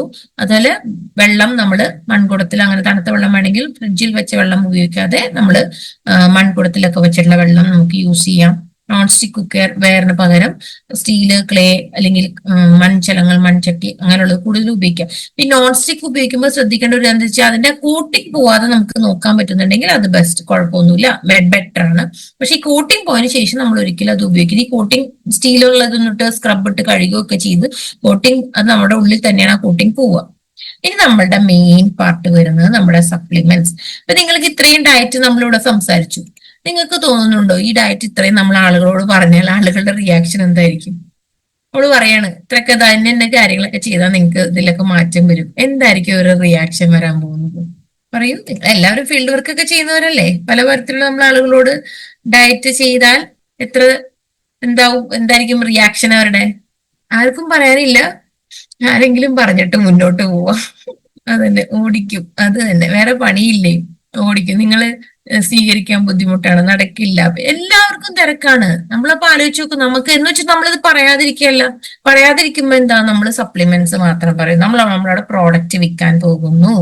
നമ്മൾ ആ ഒരു അപ്രോച്ച് അല്ല കൊടുക്കേണ്ടത്. നമ്മൾ നേരത്തെ പറഞ്ഞില്ല, നമ്മളൊരു ശരിക്കും ഒരു കൺസൾട്ടേഷൻ രീതിയിൽ തന്നെ വേണം നമ്മൾ ആളുകളോട് സംസാരിക്കാനായിട്ട്. ഇതൊക്കെ നടക്കുമോ? യെസ്, ഇതൊക്കെയാണ് ആളുകളോട് ചോദിക്കുക. അപ്പൊ നമ്മളെപ്പോഴും നമ്മളെല്ലാം സജസ്റ്റ് ചെയ്യണം. ആ സജസ്റ്റ് ചെയ്തിട്ട് ലാസ്റ്റ് നമ്മൾ നമ്മുടെ സപ്ലിമെന്റ്സിലേക്ക് വരുമ്പോൾ അവർക്ക് കൃത്യമായിട്ട് മനസ്സിലാവും ഇതൊക്കെ നമുക്ക് ഈ പറഞ്ഞാൽ ഒരു ഷോർട്ട് കട്ടാണ് കാര്യങ്ങൾ കുറച്ചുകൂടി നമുക്ക് അകത്ത് ചെല്ലാനായിട്ട്. അല്ലെങ്കിൽ ആദ്യം നമ്മൾ സപ്ലിമെന്റ് പറഞ്ഞാൽ നമ്മളടുത്ത് ചോദിക്കാൻ പോണ എന്താ, ഫുഡിലൂടെ ഇതൊക്കെ എന്ത് ചെയ്യാൻ പറ്റും? ഇതായിരിക്കും നമ്മൾ ആദ്യം സപ്ലിമെന്റ് പറയുമ്പോൾ ഇവർ നമ്മളോട് ചോദിക്കാൻ പോകുന്ന ചോദ്യം. കാരണം ആളുകൾക്ക് എന്ത് പറഞ്ഞാലും അതിന് ഓപ്പോസിറ്റ് ആയിട്ടൊരു ചോദ്യം ചോദിക്കും. എന്തും പെട്ടെന്ന് ആക്സെപ്റ്റ് ചെയ്യാൻ ബുദ്ധിമുട്ടാണ്. അപ്പൊ നമ്മൾ അവരുടെ മനസ്സറിഞ്ഞ് നമ്മൾ ആദ്യം എന്നൊക്കെ നിങ്ങൾ ഫോളോ ചെയ്യൂ, നിങ്ങളുടെ PCOD നമുക്ക് സെറ്റ് ചെയ്തെടുക്കാം, അല്ലെങ്കിൽ അത് റിവേഴ്സ് ചെയ്യാൻ പറ്റുന്നുള്ളത്. അപ്പൊ നമ്മൾ ഈ സപ്ലിമെന്റ്സ് പറയുമ്പോൾ നമ്മൾ ആദ്യം അതിനകത്ത് നമ്മൾ അറിഞ്ഞിരിക്കേണ്ട കുറച്ച് കാര്യങ്ങൾ, ഏതെല്ലാം ന്യൂട്രിയൻസ്, എന്തൊക്കെ പോഷകങ്ങൾ ആവശ്യമാണെന്നുള്ളതാണ് നമ്മളിവിടെ അറിഞ്ഞിരിക്കേണ്ട ഒരു കാര്യം. പോഷകങ്ങൾ നോക്കുകയാണ്. PCOD ഉള്ള വ്യക്തികളെ സംബന്ധിച്ച് ശരീരത്തിൽ ഏറ്റവും അധികം വേണ്ടതാണ് അയൺസ് എന്ന് പറയുന്ന പോഷകം. അയൺ നമുക്കറിയാം പ്രോപ്പർ ബ്ലഡ് ഫ്ലോ ഉണ്ടാവാനും അനീമിയ പോലുള്ള കണ്ടീഷനിലേക്ക് പോകാതിരിക്കാനും എല്ലാ തരത്തിലും ന്യൂട്രിയൻസും ശരീരത്തിൽ എത്തിക്കാനും ബ്ലീഡിങ്ങിനെ കൺട്രോൾ ചെയ്യാൻ വരെ, പീരീഡ് സമയത്തുള്ള ബ്ലീഡിങ് കൺട്രോൾ ചെയ്യാനൊക്കെ അയൺ വളരെയധികം ആവശ്യമാണ്. അതുപോലെ അടുത്ത് വേണ്ടാണ് സിങ്ക് എന്ന് പറയുന്ന പോഷകം, ന്യൂട്രിയൻ. ഇത് നല്ല രീതിയിൽ പറഞ്ഞാൽ കൊളസ്ട്രോൾ ലെവൽസ് കൺട്രോൾ ചെയ്ത് കൊണ്ടുപോകുക, ഹെയർ ഫോൾ ഇംപ്രൂവ് ചെയ്യാൻ, ഇൻസുലിൻ റെസിസ്റ്റന്റ് ഡയബറ്റിക് ആയിട്ടുള്ള കണ്ടീഷൻസിലേക്ക് പോവാതിരിക്കാം, വെയിറ്റ് ലോസിന് ഇതൊക്കെ മാനേജ് ചെയ്യാനായിട്ട് നമുക്ക് സിങ്ക് ഹെൽപ്ഫുൾ ആണ്. അതുപോലെ തന്നെ വിറ്റമിൻ ഡി നമ്മള് PCOD ഉള്ള ആളുകളെ നോക്കിക്കഴിഞ്ഞാൽ പലപ്പോഴും 85% PCOD ഉള്ള ആളുകൾ വിറ്റമിൻ ഡി ഡെഫിഷ്യന്റ് ആണ്. അതിപ്പോ നോർമൽ വ്യക്തികളുടെ കണക്കെടുത്താൽ അതാണ് അവസ്ഥ. വിറ്റമിൻ ഡി ഇപ്പോൾ ഓൾമോസ്റ്റ് എല്ലാവർക്കും ഡെഫിഷ്യന്റ് ആണ്. അപ്പൊ വിറ്റമിൻ ഡി വിറ്റമിൻ ഡി ഉണ്ടെങ്കിലാണ് പലപ്പോഴും കാൽഷ്യം അയോൺ എല്ലാം അബ്സോർപ്ഷൻ വരെ നടക്കുള്ളൂ ശരീരത്തിൽ. അപ്പൊ ഇത് ഈ പല ന്യൂട്രിയൻസും ഇപ്പൊ ഒരെണ്ണം ഉണ്ടായാൽ മാത്രം പോരാ, ഇത് ഒരുമിച്ച് ഉണ്ടെങ്കിലാണ് ഇവർ തമ്മിൽ അങ്ങോട്ടും ഇങ്ങോട്ടും സപ്പോർട്ട് ചെയ്തിട്ടാണ് ന്യൂട്രിയൻസ് നമ്മുടെ ശരീരത്തിൽ വർക്ക് ചെയ്യുന്നത്. അപ്പൊ വിറ്റമിൻ ഡി ആവശ്യമാണ്, വിറ്റമിൻ B6, B12 അങ്ങനെയുള്ള എല്ലാ ഫോളേറ്റ് എല്ലാ വിറ്റമിൻസും ആവശ്യമാണ്. ഈ PCODയുടെ കണ്ടീഷൻസ് വരുമ്പോൾ കൊടുക്കുന്ന മെഡിക്കേഷൻസിൽ പോലും ഈ വിറ്റമിൻ നമ്മൾ B12 കാണുന്നുണ്ട്. അതുപോലെ തന്നെ അങ്ങനെ ഇത്തരം പറഞ്ഞ വിറ്റമിൻസ് ആവശ്യമാണ്. ഇനി ഈവനിങ് പ്രിംറോസ് ആവശ്യമാണ്. നമ്മുടെ 4 മണിപ്പൂവിൽ കണ്ടുവരുന്ന ഈവനിങ് പ്രിംറോസിലെ ഓയിൽ അത് വളരെയധികം ഹെൽപ്ഫുൾ ആണ്, പ്രത്യേകിച്ച് മെൻസ്ട്രേഷൻ ആയിട്ട് ബന്ധപ്പെട്ട പെയിന്, ഓവുലേഷൻ ഡിസീസ്. നമ്മൾ ന്യൂട്രീഷൻ വുമന്റെ ക്ലാസ്സിൽ അത്ര എടുത്ത് പറയുന്ന ഒരു ഇൻഗ്രീഡിയന്റ് ആണ് നമ്മുടെ ബൊട്ടാനിക്കൽസ് ഈവനിങ് പ്രിംറോസ് ഓയിൽ. അതിൽ ക്രോമിയം എന്ന് പറയുന്ന ഒരു മിനറൽ ആണ്. ഇത് ഈ പറഞ്ഞ BMI കൺട്രോൾ ചെയ്യാനൊക്കെ നന്നായിട്ട് ഹെൽപ്പ് ചെയ്യുന്നതാണ്. വിറ്റമിൻ സി ആവശ്യമാണ്. വിറ്റമിൻ സി പറഞ്ഞ PCOD ഉള്ള പേഷ്യൻസിന് പൊതുവേ ലോ ആയിട്ടാണ് കണ്ടുവരുന്നത്. ഇമ്മ്യൂണിറ്റിക്ക് വളരെ ഹെൽപ്ഫുൾ ആയിട്ടുള്ള വിറ്റമിൻ സി. പ്രൊജസ്ട്രോൺ ലെവൽസിനെ സപ്പോർട്ട് ചെയ്യും. അതായത് ഹോർമോണൽ വേരിയേഷൻസ് കൊണ്ട് ടെസ്റ്റോസ്റ്റിറോൺ പുരുഷന്മാരിൽ കണ്ടുവരുന്ന ഹോർമോൺ അധികമായി വരുന്ന ഒരു കണ്ടീഷനാണ് PCOD. അപ്പൊ ഈ പ്രൊജസ്ട്രോൺ, ഈസ്ട്രജൻ എന്ന് പറയുന്നതാണ് സ്ത്രീകളിലെ ഹോർമോൺ. അപ്പൊ ഇതിനെ സപ്പോർട്ട് ചെയ്യാനായിട്ട് വിറ്റമിൻ സി നല്ല രീതിയിൽ ഹെൽപ്പ് ചെയ്യും. അതിൽ ഫെർട്ടിലിറ്റി ഇംപ്രൂവ് ചെയ്യാനൊക്കെ ഹെൽപ്പ് ചെയ്യും. മഗ്നീഷ്യം നമ്മുടെ പറഞ്ഞ ഉറക്കത്തിന് വളരെ പോപ്പുലറാണ്. അതിപ്പോ കുറെ സോഷ്യൽ മീഡിയയിലെ ആളുകൾ വളരെയധികം മഗ്നീഷ്യത്തിനെ പോപ്പുലറൈസ് ചെയ്ത് കൊണ്ടുവന്നിട്ടുണ്ട്. പക്ഷെ അത് കൂടാതെ ഈ glucose metabolism, insulin level, constipation പോലുള്ള പല പ്രശ്നങ്ങൾക്കും മഗ്നീഷ്യം നല്ല യൂസ്ഫുൾ ആണ്. അപ്പൊ ഇതെല്ലാം ഈ പറഞ്ഞ മാതിരി നമ്മൾ ഇത്രയും ന്യൂട്രിയൻസ് പറഞ്ഞാൽ നമ്മൾ സ്വാഭാവികമായിട്ടും ചോദ്യം വരും, ഇതൊക്കെ എങ്ങനെ റെഡിയാക്കും? ഇതും നമ്മളോട് ചോദിക്കും, ഇത് നമ്മൾ ഭക്ഷണത്തിലൂടെ എങ്ങനെ ചെയ്യാൻ പറ്റും? ഈ പറഞ്ഞ എല്ലാ ന്യൂട്രിയൻസും പ്രോപ്പർ അളവിൽ നമുക്ക് ഫുഡിലൂടെ എത്തിക്കാനായിട്ട് വളരെ ബുദ്ധിമുട്ടാണ്. അത് പ്രാക്ടിക്കൽ ഡിഫിക്കൽട്ടി നമ്മൾ അവരെ പറഞ്ഞ് മനസ്സിലാക്കണം. ചെയ്യാം നിങ്ങൾക്ക് ഫുഡിലൂടെ ഇത്ര നിങ്ങൾ ഇത്ര എന്താ പറയാ 21-29 mg അയൺ കിട്ടാനായിട്ട് നിങ്ങൾ ഇന്ന ഭക്ഷണം കഴിക്കൂ, അല്ലെങ്കിൽ വിറ്റമിൻ സി കിട്ടാൻ ഇന്നത് കഴിക്കൂ. അത് നമ്മുടെ അറിവ് നമ്മൾ ശേഖരിച്ചു വെച്ചിട്ട് നിങ്ങൾ ആ ഓപ്ഷൻ അവർക്ക് കൊടുക്കൂ. അപ്പോൾ സ്വാഭാവികമായിട്ട് അല്ലെങ്കിൽ നമുക്ക് ബെറ്റർ ഓപ്ഷൻ ആണ് നമ്മുടെ ന്യൂട്രിഷസ് വുമൺ എന്ന സപ്ലിമെന്റ് നമ്മുടെ അവൈലബിൾ ആണ്. 50 പോഷകങ്ങൾ അടങ്ങിയിട്ടുണ്ട്. അതിൽ 13 വിറ്റമിൻ, 13 മിനറൽ. അപ്പൊ ഇതിനകത്ത് പറഞ്ഞിട്ടുള്ള വളരെ കുറച്ച് ന്യൂട്രിയന്റ് മാത്രമല്ലാതെ ഇത്രയും 13 vitamin, 13 mineral, 6 botanical, 5 amino acid, 13 ഫ്രൂട്ട്സിന്റെ ബ്ലെൻഡ്. നമ്മുടെ എന്താ പറയാ ഒരു മനുഷ്യന് നന്നായിട്ട് നിൽക്കണമെങ്കിൽ കുറെ ഓരോരോ പോഷകങ്ങൾ എത്ര വേണമെന്ന് പറയില്ല. അതേപോലെ തന്നെ ഫ്രൂട്ടിന്റെ സെർവിങ്സ് മിനിമം 2 ഫ്രൂട്ട് സെർവിങ്സ് എങ്കിലും നമ്മൾ കഴിക്കണം എന്നാണ് ഒരു ഡയറ്റ് നമ്മൾ പ്ലാൻ ചെയ്യുമ്പോൾ അവരെ പഠിപ്പിക്കുന്നത്. അപ്പൊ 2 ഫ്രൂട്ട് സെർവിങ്സ് പോയിട്ട് ഒരു ഫ്രൂട്ട് പോലും നമ്മളിൽ ആരും, പ്രത്യേകിച്ച് സ്ത്രീകൾ ആരും കഴിക്കുന്നില്ല. അതിന്റെയൊക്കെ പകുതിയും മുക്കാൽ കഷ്ണമൊക്കെ ആയിരിക്കും നമ്മൾ പലപ്പോഴും കഴിക്കുക. അപ്പൊ ഇത്രയും പോഷകങ്ങൾ നമുക്ക് കിട്ടാവുന്ന ഏറ്റവും ബെസ്റ്റ് നമ്മുടെ കയ്യിലുള്ള സപ്ലിമെന്റ് ആണ് ന്യൂട്രിഷസ് വുമൺ. PCOD ഉള്ള സ്ത്രീകൾക്ക് വളരെ വളരെ ഹെൽപ്ഫുൾ ആയിട്ടുള്ള ഒരു സപ്ലിമെന്റ് ആണ്. നമ്മുടെ ഹോർമോൺസിനെ കറക്റ്റ് ആയിട്ട് ബാലൻസ് ചെയ്യാൻ എല്ലാ പോഷകങ്ങളും കൃത്യമായിട്ട് ചെന്നാൽ അതിന് നമുക്ക് സാധിക്കും. ക്ലിനിക്കലി പ്രൂവൺ ആണ് nutritious woman. Safe clinical proven result കിട്ടിയത് തന്നെ സേഫ്റ്റി നമ്മൾ യൂസ് ചെയ്യാൻ സേഫ് ആണെന്നുള്ളതിനും, അതേപോലെ നമ്മൾ എന്തെല്ലാമാണോ നമ്മുടെ പ്രൊഡക്റ്റ് യൂസ് ചെയ്ത പ്രൊഡക്റ്റിന്റെ പാക്കേജിൽ എഴുതിയിട്ടുള്ളത് ആ റിസൾട്ട് നമുക്ക് ആ സ്റ്റഡിയിൽ കിട്ടിയിട്ടുമുണ്ട്. ഇപ്പൊ 90 ദിവസമാണ് ന്യൂട്രിഷസ് വുമന്റെ സ്റ്റഡി നടത്തിയത്. 90 ദിവസം 100 സ്ത്രീകളിലാണ് സ്റ്റഡി നടത്തിയത്. ആ സ്റ്റഡി പ്രകാരം ആവറേജ് ആയിട്ട് 2.7 ഗ്രാം ഹീമോഗ്ലോബിൻ ലെവൽ ഇൻക്രീസ് ആവുകയും ഓവറോൾ ഹെൽത്തിന്റെ 95% സ്ത്രീകൾ ഓവറോൾ ഹെൽത്തിൽ ഇംപ്രൂവ്മെന്റ് പറയുകയും ചെയ്തിട്ടുണ്ട്. അത്രയും ക്ലിനിക്കൽ സ്റ്റഡിയിൽ നമുക്ക് ന്യൂട്രിഷസ് വുമണിൽ നിന്ന് റിസൾട്ട് കിട്ടിയിട്ടുണ്ട്. അതുപോലെ തന്നെ ഓവറോൾ ഹെൽത്ത്, അനീമിയ മാത്രമല്ല മുടിയുടെ ആരോഗ്യം നോക്കുകയാണെങ്കിലും നല്ല രീതിയിൽ റിസൾട്ട് വന്നിട്ടുണ്ട്. സ്കിൻ ഹെൽത്തിൽ നല്ല രീതിയിൽ റിസൾട്ട് സ്ത്രീകൾ രേഖപ്പെടുത്തിയിട്ടുണ്ട്. മെൻസ്ട്രേഷൻ ചില സ്ത്രീകളിൽ പറഞ്ഞ വളരെ കുറച്ച് ബ്ലീഡിങ്, PCOD ഒക്കെ ഉള്ള ആളുകളെ സംബന്ധിച്ച് കുറച്ച് ബ്ലീഡിങ് ആയിരിക്കും. അല്ലെങ്കിൽ ചിലരെ സംബന്ധിച്ച് ഇപ്പൊ അനീമിയ പോലുള്ള ഇഷ്യൂ ആണെങ്കിൽ ഹെവി ബ്ലീഡിങ് ആയിരിക്കും. അപ്പൊ ഇങ്ങനെയുള്ള കണ്ടീഷൻ ആ മെൻസ്ട്രേഷന്റെ ഡ്യൂറേഷൻ കറക്റ്റ് ആയിട്ടും കൊണ്ടുപോകാനും റെഗുലർ ആയിട്ട് കൊണ്ടുപോകാനും ന്യൂട്രിഷസ് വുമന്റെ ക്ലിനിക്കൽ സ്റ്റഡിയിൽ പ്രൂവൻ ചെയ്തിട്ടുണ്ട്. പ്രീ മെൻസ്ട്രൽ സിംറ്റംസ്, പീരീഡ്സിന് മുന്നേ വരുന്ന പല സിംറ്റംസിനെയും കൺട്രോൾ ചെയ്ത് കൊണ്ടുപോകാനായിട്ടും 85% സ്ത്രീകൾ അതിൽ റിസൾട്ട് ആ സ്റ്റഡിയിൽ നമുക്ക് കിട്ടിയിട്ടുണ്ട്. അപ്പോൾ നമ്മള് അതുപോലെ തന്നെ ഈ ഒരു പോയിന്റ്, ഇത് ഇവിടെ ഹിന്ദിയിലാണ് പറഞ്ഞിട്ടുള്ളത്. ഈ ഒരു പോയിന്റ് നമ്മൾ മനസ്സിലാക്കേണ്ടത്, ഇതിൽ തന്നിട്ടുള്ള കുറച്ച് ന്യൂട്രിയൻസ് ആണ് ഇവിടെ മെൻഷൻ. First one iron. RDAയുടെ 75. അതായത് ചില ആൾക്കാർ നമ്മളോട് ചോദിക്കും, ഇതൊക്കെ ഞാൻ കഴിക്കുന്നു, അതിന്റെ കൂടെ ഞാൻ ഭക്ഷണവും കഴിക്കുന്നു, അപ്പൊ ഈ പോഷകങ്ങൾ എന്റെ ശരീരത്തിൽ കൂടില്ലേ? വിറ്റമിനും മിനറലും ആണെങ്കിലും ഇത് കൂടില്ലേ എന്നൊരു ചോദ്യം പലരും നമ്മളോട് ചോദിക്കും. ഒരു വ്യക്തിക്കും 100% RDA ഭക്ഷണം മൂലമോ സപ്ലിമെന്റ് മൂലമോ കിട്ടില്ല. രണ്ടും ചേർത്താൽ പോലും കിട്ടില്ല. കാരണം ശരീരം സ്വീകരിക്കുന്നത് കുറെ ഉണ്ടാവും. നമ്മൾ ഒരു കാര്യം എടുത്തു എന്ന് വെച്ചിട്ട് എല്ലാവരും ശരീരത്തിന് സ്വീകരിക്കാനുള്ള കപ്പാസിറ്റി വ്യത്യാസമായിരിക്കും. അപ്പൊ ഇവിടെ പറഞ്ഞ ആദ്യത്തെ അയൺ ആണ്. അയൺ RDയുടെ 75% ഇതിനകത്തുള്ളൂ. 29 mg ഒരു സ്ത്രീക്ക് വേണമെങ്കിൽ 21 mg ആണ് ന്യൂട്രിചാർജ് വുമണിലുള്ളത്. കാൽഷ്യം RDയുടെ 20% ഉള്ളൂ. 1000 mg ഒരാൾക്ക് വേണമെങ്കിൽ 200 mg ആണ് ഇതിനകത്ത് ചേർത്തിട്ടുള്ളൂ. മെഗ്നീഷ്യം 20% ഉള്ളൂ. Zinc 76%, folate 77%, vitamin C 62%, vitamin B12 45%, chromium 66%. അപ്പൊ ഒരിക്കലും സപ്ലിമെന്റ്സും ഭക്ഷണം കൊണ്ടോ ഒരു വ്യക്തിക്കും ഇത് ഓവർ ആകില്ല. കാരണം ഒന്നാമത് നമ്മളുടെ ഭക്ഷണത്തിൽ നമ്മൾ ഓവർ കുക്ക് ചെയ്യുന്നതുകൊണ്ട് തന്നെ പല ന്യൂട്രിയൻസും നഷ്ടപ്പെടണം, പൂർണ്ണ നമുക്ക് കിട്ടില്ല. അപ്പോൾ സപ്ലിമെന്റ്സ് ചെല്ലുമ്പോൾ അത് ബാലൻസ് ആവുകയാണ് ചെയ്യുന്നുള്ളൂ. ഇനി മറ്റുള്ള ഒരു ന്യൂട്രിയന്റ്, ഏറ്റവും ഇമ്പോർട്ടന്റ് ആയിട്ടുള്ള അനദർ ഒരു ന്യൂട്രിയന്റ് ആണ് omega-3 എന്ന് പറയുന്നത്. അപ്പൊ നമ്മൾ ഫസ്റ്റ് നമ്മളെ വിറ്റമിൻസും മിനറലിനെ റിക്വയർമെന്റ് ശരീരത്തിന് PCOD ഉള്ള ആളുകൾക്ക് കറക്റ്റ് ചെയ്യേണ്ട ആവശ്യകത വളരെ ഉണ്ട്. അതുപോലെ തന്നെ അടുത്തൊരു ന്യൂട്രിയന്റ് ആണ് PCOD ഉള്ള വ്യക്തികളെ സംബന്ധിച്ച് omega-3. നമ്മൾ PCOD സിംറ്റംസ് കണ്ടപ്പോൾ ഒരു പിക്ചർ കണ്ടിരുന്നു. ശരീരത്തിൽ ഇൻഫ്ലമേഷൻസ് ഒക്കെ വരുന്നവരാണോ എന്നുള്ളത്. ആ ആന്റി ഇൻഫ്ലമേറ്ററി ആയിട്ട് നല്ല രീതിയിൽ ഒമേഗ നന്നായിട്ട് ഹെൽപ്പ് ചെയ്യും. അതുപോലെ തന്നെ ഇൻസുലിൻ ലെവൽസ് കൺട്രോൾ ചെയ്യാൻ, കൊളസ്ട്രോൾ ലെവൽസ് കൺട്രോൾ ചെയ്യാനായിട്ട് വളരെയധികം ഒമേഗ ഹെൽപ്പ് ചെയ്യുന്നുണ്ട്. അപ്പൊ അതിനും നമുക്ക് പ്രോഡക്റ്റ് ഉണ്ട്. ന്യൂട്രിചാർജ് വെജ് ഒമേഗ നമുക്ക് PCOD ഉള്ള വ്യക്തികൾക്ക് സജസ്റ്റ് ചെയ്യാവുന്ന രണ്ടാമത്തെ പ്രോഡക്റ്റ് ആണ്. ഇതും കംപ്ലീറ്റ് വെജിറ്റേറിയൻ ആണ്. ഫ്ലാക്സീഡിൽ നിന്ന് എടുത്തിട്ടുള്ള ഒമേഗയാണ്. അതുകൊണ്ട് തന്നെ സാധാരണ ഒരു ഒമേഗ കഴിക്കുമ്പോൾ ചിലർക്ക് കോൺസ്റ്റിപ്പേഷൻ, വലിയ മണം, അങ്ങനത്തെ പ്രശ്നങ്ങളൊക്കെ നോർമൽ മാർക്കറ്റിൽ കിട്ടുന്ന ഒമേഗയ്ക്ക് ഉണ്ട്. അതൊന്നും നമുക്ക് ഇവിടെ വരുന്നില്ല. 250 mg ഒമേഗയാണ് നമുക്ക് ഇതിൽ നിന്ന് കിട്ടുന്നത്. അതും RDA പ്രകാരം വളരെ കുറച്ച് പെർസെന്റേജ് ഇതിൽ വരുന്നുള്ളൂ. അപ്പോൾ ഫസ്റ്റ് നമുക്ക് ന്യൂട്രിചാർജ് വുമൺ സജസ്റ്റ് ചെയ്യാം. സെക്കൻഡ് നമുക്ക് ന്യൂട്രിചാർജ് വെജ് ഒമേഗ സജസ്റ്റ് ചെയ്യാം. അപ്പൊ ഇത് കാരണങ്ങൾ പറഞ്ഞ് തന്നെ വേണം നമ്മളത് സജസ്റ്റ് ചെയ്യാനായിട്ട്. ഏത് തരത്തിൽ നമ്മളെ അത് ഹെൽപ്പ് ചെയ്യുന്നു. ആന്റി ഇൻഫ്ലമേറ്ററി ആണ്, ഇൻസുലിൻ ലെവൽസ് കുറയ്ക്കാനായിട്ടെല്ലാം സഹായിക്കുന്നുള്ളത്, ഫാറ്റ് റിഡ്യൂസ് ചെയ്യാൻ സഹായിക്കും. അപ്പൊ ഈ രണ്ട് പ്രോഡക്റ്റ് ആണ് നമ്മൾ എങ്ങനെ സജസ്റ്റ് ചെയ്യണം. ബ്രേക്ക്ഫാസ്റ്റിന് ശേഷം ഒരു ക്യാപ്സ്യൂൾ വെച്ചിട്ട് നമ്മൾ ഒരു ദിവസം സജസ്റ്റ് ചെയ്യേണ്ടതാണ്. ഇനി അടുത്ത മൂന്നാമത്തെ നമ്മുടെ റിക്വയർമെന്റ് ആണ് പ്രോട്ടീൻ എന്ന് പറയുന്നത്. അതും സോയ പ്രോട്ടീൻ ആണ് നമ്മൾ കൂടുതലും പ്രിഫർ ചെയ്യുക. കാരണം പ്രോട്ടീൻ, വേ പ്രോട്ടീൻ ഒക്കെ അവൈലബിൾ ആണെങ്കിലും അതൊന്നും സാധാരണ ഒരു വ്യക്തിയുടെ ശരീരത്തിന് ആവശ്യമില്ല.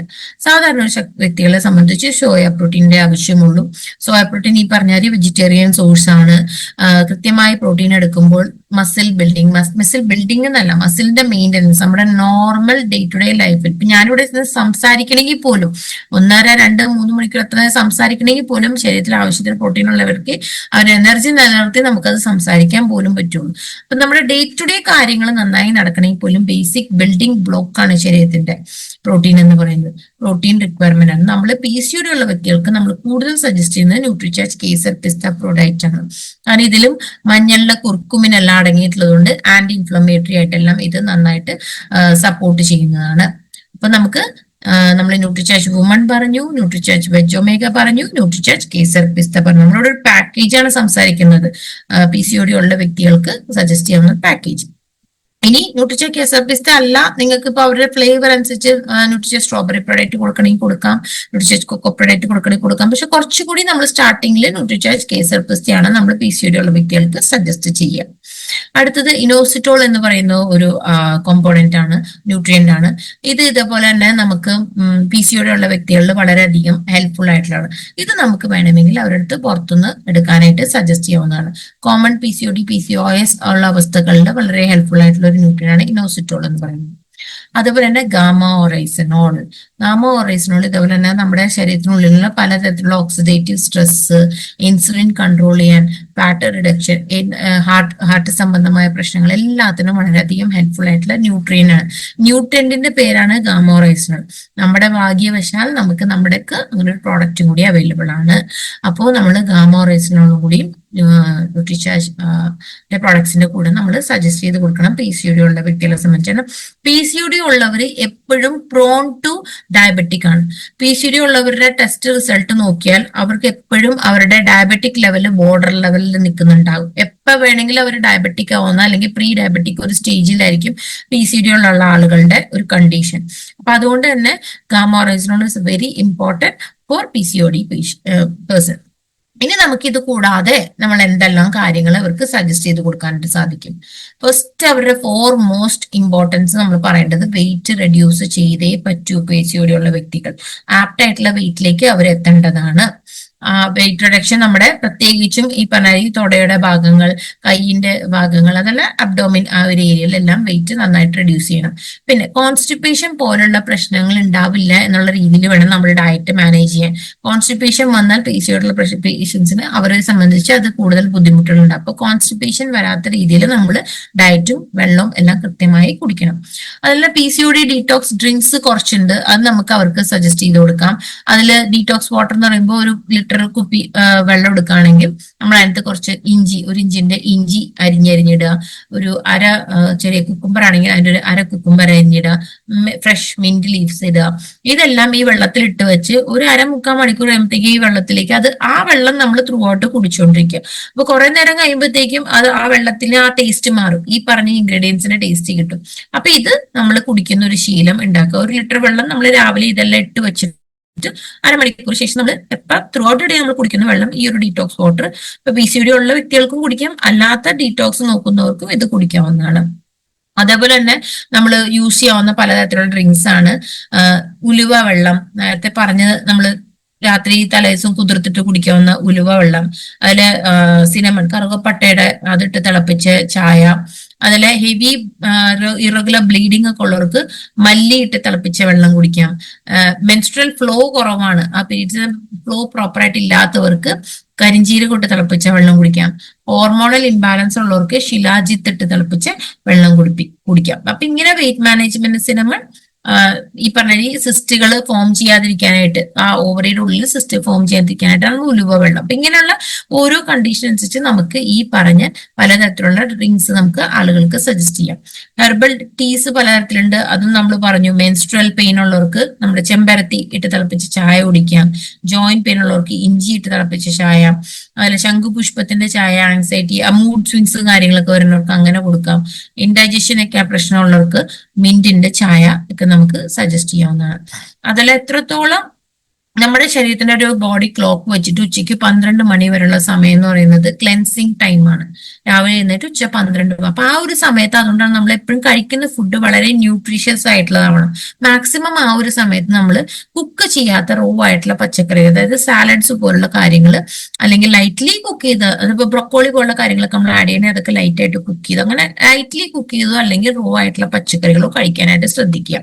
അതുപോലെ ഈ ഇതിൽ പറഞ്ഞിട്ടുള്ള കാര്യങ്ങൾ, ഇതിൽ പറഞ്ഞ ഇൻഗ്രീഡിയൻസ് കായം, മഞ്ഞള്, ഇഞ്ചി, സിനമൺ, കറുകപ്പട്ട, ജീരകം, അത്തിപ്പഴം, അലവര, ഇതെല്ലാം എങ്ങനെയാണ് നമ്മുടെ ഭക്ഷണത്തിൽ കൂടുതൽ ഉൾപ്പെടുത്താനായിട്ട് ശ്രദ്ധിക്കുക.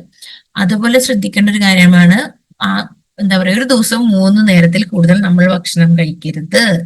ഇത് ചിലർ പറയും നമ്മളാണ് കഴിക്കുക, നമ്മൾ ശരക്കിടയ്ക്ക് ഈ പെറുക്കി കഴിക്കുന്ന ശീലം മിക്കവർക്കും ഉണ്ടാവും. പ്രത്യേകിച്ച് സ്ത്രീകളുടെ ഒരു പ്രശ്നം എന്താ അറിയോ, സ്ത്രീകൾ ഒന്നാമത് പ്രോപ്പറായിട്ട് ഫുഡും കഴിക്കില്ല.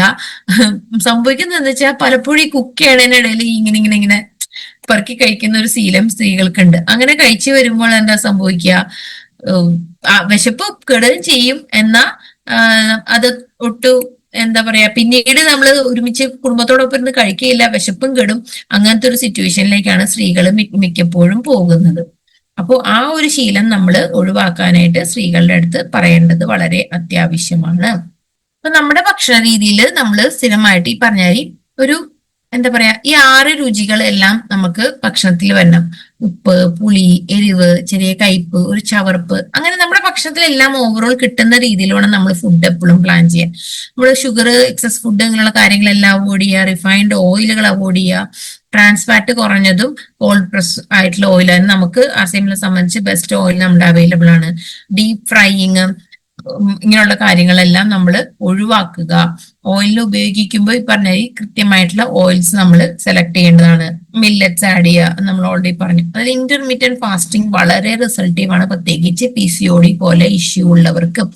ഇന്റർമീഡിയറ്റ് ഫാസ്റ്റിംഗ് എന്ന് പറയുമ്പോൾ ആളുകൾക്ക് പെട്ടെന്ന് ഒരു ചിന്തയാണ്, ഈശ്വര ഇതൊക്കെ എങ്ങനെ ചെയ്യും? വളരെ എളുപ്പമുള്ള കാര്യമാണ് ഇന്റർമീഡിയറ്റ് ഫാസ്റ്റിംഗ്, ബുദ്ധിമുട്ടൊന്നുമില്ല. ഒരു ജോലിക്ക് പോകുന്നവരാണെങ്കിൽ ഒന്നുകിൽ പോയി വരുന്ന ജോലി കഴിഞ്ഞ് തിരിച്ചെത്തുന്ന സമയം കഴിക്കുന്ന ചായക്ക് പകരം നേരെ ഡിന്നർ അങ്ങോട്ട് കഴിക്കും. ഏറ്റവും ബെസ്റ്റ് പരിപാടി ഇതാണ്. വീട്ടിലിരിക്കുന്നവരാണെങ്കിലോ ഒരു 7 മണി അല്ലെങ്കിൽ 8 മണിക്കുള്ളിൽ ഡിന്നർ കഴിക്കും. ജോലിക്ക് പോയി വരുന്ന സമയം എന്തായാലും എന്തെങ്കിലും കഴിക്കും. ആ ടൈം നേരെ ഡിന്നർ കഴിച്ചോളൂ. പിന്നെ നമുക്ക് ആവശ്യത്തിനുള്ള ഭക്ഷണം ചെന്നാൽ അനാവശ്യമായിട്ട് വിശപ്പില്ല. പിന്നെ ഉള്ളത് മനസ്സിന്റെ വിശപ്പാണ്. മനസ്സിന്റെ വിശപ്പിനെ നമ്മൾ തന്നെ കൺട്രോൾ ചെയ്ത് കൊണ്ടുവരണം. അങ്ങനെ നമ്മൾ അത്ര നേരത്തെ ഡിന്നർ കഴിച്ചാൽ പിറ്റേ ദിവസം രാവിലെ എന്ന് പറയുമ്പോൾ നോർമലി ഒരു 12-14 മണിക്കൂർ ഗ്യാപ്പ് കിട്ടുകയാണ്. അപ്പൊ തുടക്കത്തിൽ നമ്മൾ ആ ഒരു രീതിയിലേക്ക് ബോഡീനെ കൊണ്ടുവന്ന ഹ്യൂജ് റിസൾട്ടാണ് ഇന്റർമീഡിയറ്റ് ഫാസ്റ്റിംഗിന് വരുന്നത്. അതിന്റെ കൂടെ നമ്മൾ എക്സസൈസും കൂടി ഉണ്ടെങ്കിൽ പറയേ വേണ്ട. എന്റെ പേഴ്സണൽ അനുഭവമാണ്, അതാണ് ഞാൻ അത്ര എടുത്ത് പറയുന്നത്. 2 ആഴ്ചയിൽ എനിക്ക് 3 കിലോ കുറയ്ക്കാൻ പറ്റിയിട്ടുണ്ട് ഇന്റർമീഡിയറ്റ് ഫാസ്റ്റിംഗ് പ്ലസ് എക്സസൈസും കൂടി. അപ്പൊ ഇത് ഇന്റർമീഡിയറ്റ് ഫാസ്റ്റിംഗ് PCOD ഉള്ള വ്യക്തികൾക്ക് വളരെ എഫക്റ്റീവ് ആണ്. കാരണം വെച്ചാൽ ഫാറ്റ് റിഡക്ഷൻ വളരെ ഇമ്പോർട്ടന്റ് ആണ് PCODയെ സംബന്ധിച്ച്. അപ്പൊ നമ്മൾ ഈ സപ്ലിമെന്റ്സും എക്സസൈസും അതിന്റെ കൂടെ ഇന്റർമീഡിയറ്റ് ഫാസ്റ്റിംഗും കൂടി ചെല്ലുമ്പോൾ ഭയങ്കര റിസൾട്ട് നമുക്ക് പെട്ടെന്ന് കൊണ്ടുവരാനായിട്ട് സാധിക്കും. പിന്നെ നമ്മളിപ്പോ ഇവിടെ ഈ ഒരു പോയിന്റ് നമുക്ക് എല്ലാവർക്കും എത്രത്തോളം ആപ്ലിക്കബിൾ ആണെന്ന് പറയാൻ പറ്റില്ല. അതായത് ആഴ്ചയിൽ ഒരിക്കലും ഒന്നെങ്കിൽ ഫാസ്റ്റിംഗ് എടുക്കുക, അല്ലെങ്കിൽ സൂപ്പ്, ജ്യൂസ് അങ്ങനെ മാത്രമായിട്ട് കംപ്ലീറ്റ് കുക്ക്ഡ് മീൽസ് അവോയ്ഡ് ചെയ്യാനായിട്ട് നോക്കുക ആഴ്ചയിൽ ഒരു ദിവസം. അതൊന്നെങ്കിൽ വീട്ടിലിരിക്കുന്ന ദിവസങ്ങൾ സൺഡേസ് ആകാം, അല്ലെങ്കിൽ ജോലിക്ക് പോകുന്ന ഒരു ദിവസം ചൂസ് ചെയ്തിട്ട് PCOD ഉള്ള വ്യക്തികൾ ചെയ്യേണ്ട ഒരു കാര്യം. പിന്നെ ഓവർ കുക്ക് ചെയ്യാതിരിക്കുക. മാക്സിമം പച്ചക്കറികളൊക്കെ നമ്മൾ വേവിച്ച് കഴിക്കാനായിട്ട് ശ്രദ്ധിക്കാം. കാർബോഹൈഡ്രേറ്റ് അടങ്ങിയ ഭക്ഷണം ഒന്നിൽ കൂടുതൽ നേരം കഴിക്കാതെ. ഇതൊക്കെ നമ്മൾ ഓൾറെഡി ഡിസ്കസ് ചെയ്ത പോയിന്റ്സ് ആണ്. പിന്നെതാ എല്ലാത്തിലും ഇമ്പോർട്ടന്റ് ആയിട്ടുള്ള ഒരേ ഒരു പോയിന്റ് ഇത് മാത്രമാണ്. ഏത് കാര്യത്തിലും കൺസിസ്റ്റൻസി ഇസ് ദ കീ. അതായത് നമ്മൾ എന്താ പറയാ, കൺസിസ്റ്റന്റ് ആയിട്ട് ഇത് ചെയ്തു പോയാൽ മാത്രമാണ് നമുക്ക് റിസൾട്ട് കിട്ടുള്ളൂ. അതിപ്പോ നമ്മളൊരു ക്ലയന്റിന്റെ അടുത്ത് പോണ കാര്യമായാലും, ഒരു നമ്മൾ തന്നെ പ്രോഡക്റ്റ് യൂസ് ചെയ്യാനാണെങ്കിലും, കസ്റ്റമറെ കൊണ്ട് പ്രോഡക്റ്റ് യൂസ് ചെയ്യിപ്പിക്കാനാണെങ്കിലും ആദ്യമേ നമ്മൾ ഇത്തിരി നേരം ഇച്ചിരി നമ്മൾ കൺസിസ്റ്റന്റ് ആയിട്ട് അത് കണ്ടിന്യൂ ചെയ്ത് കൊണ്ടുപോയാൽ മാത്രമേ നമുക്ക് ആ ഒരു റിസൾട്ട് കൃത്യമായിട്ട് കിട്ടുള്ളൂ. അല്ലെങ്കിൽ നമ്മൾ വെറുതെ എല്ലാം ഒരു കാട്ടിക്കൂട്ടലായിട്ട് മാറുകയാണ് ഇവിടെ ചെയ്യുന്നത്. അപ്പൊ ഇന്നത്തെ ഒരു സെഷൻ ടോപ്പിക് ബേസ് ഇവിടെ കഴിഞ്ഞു.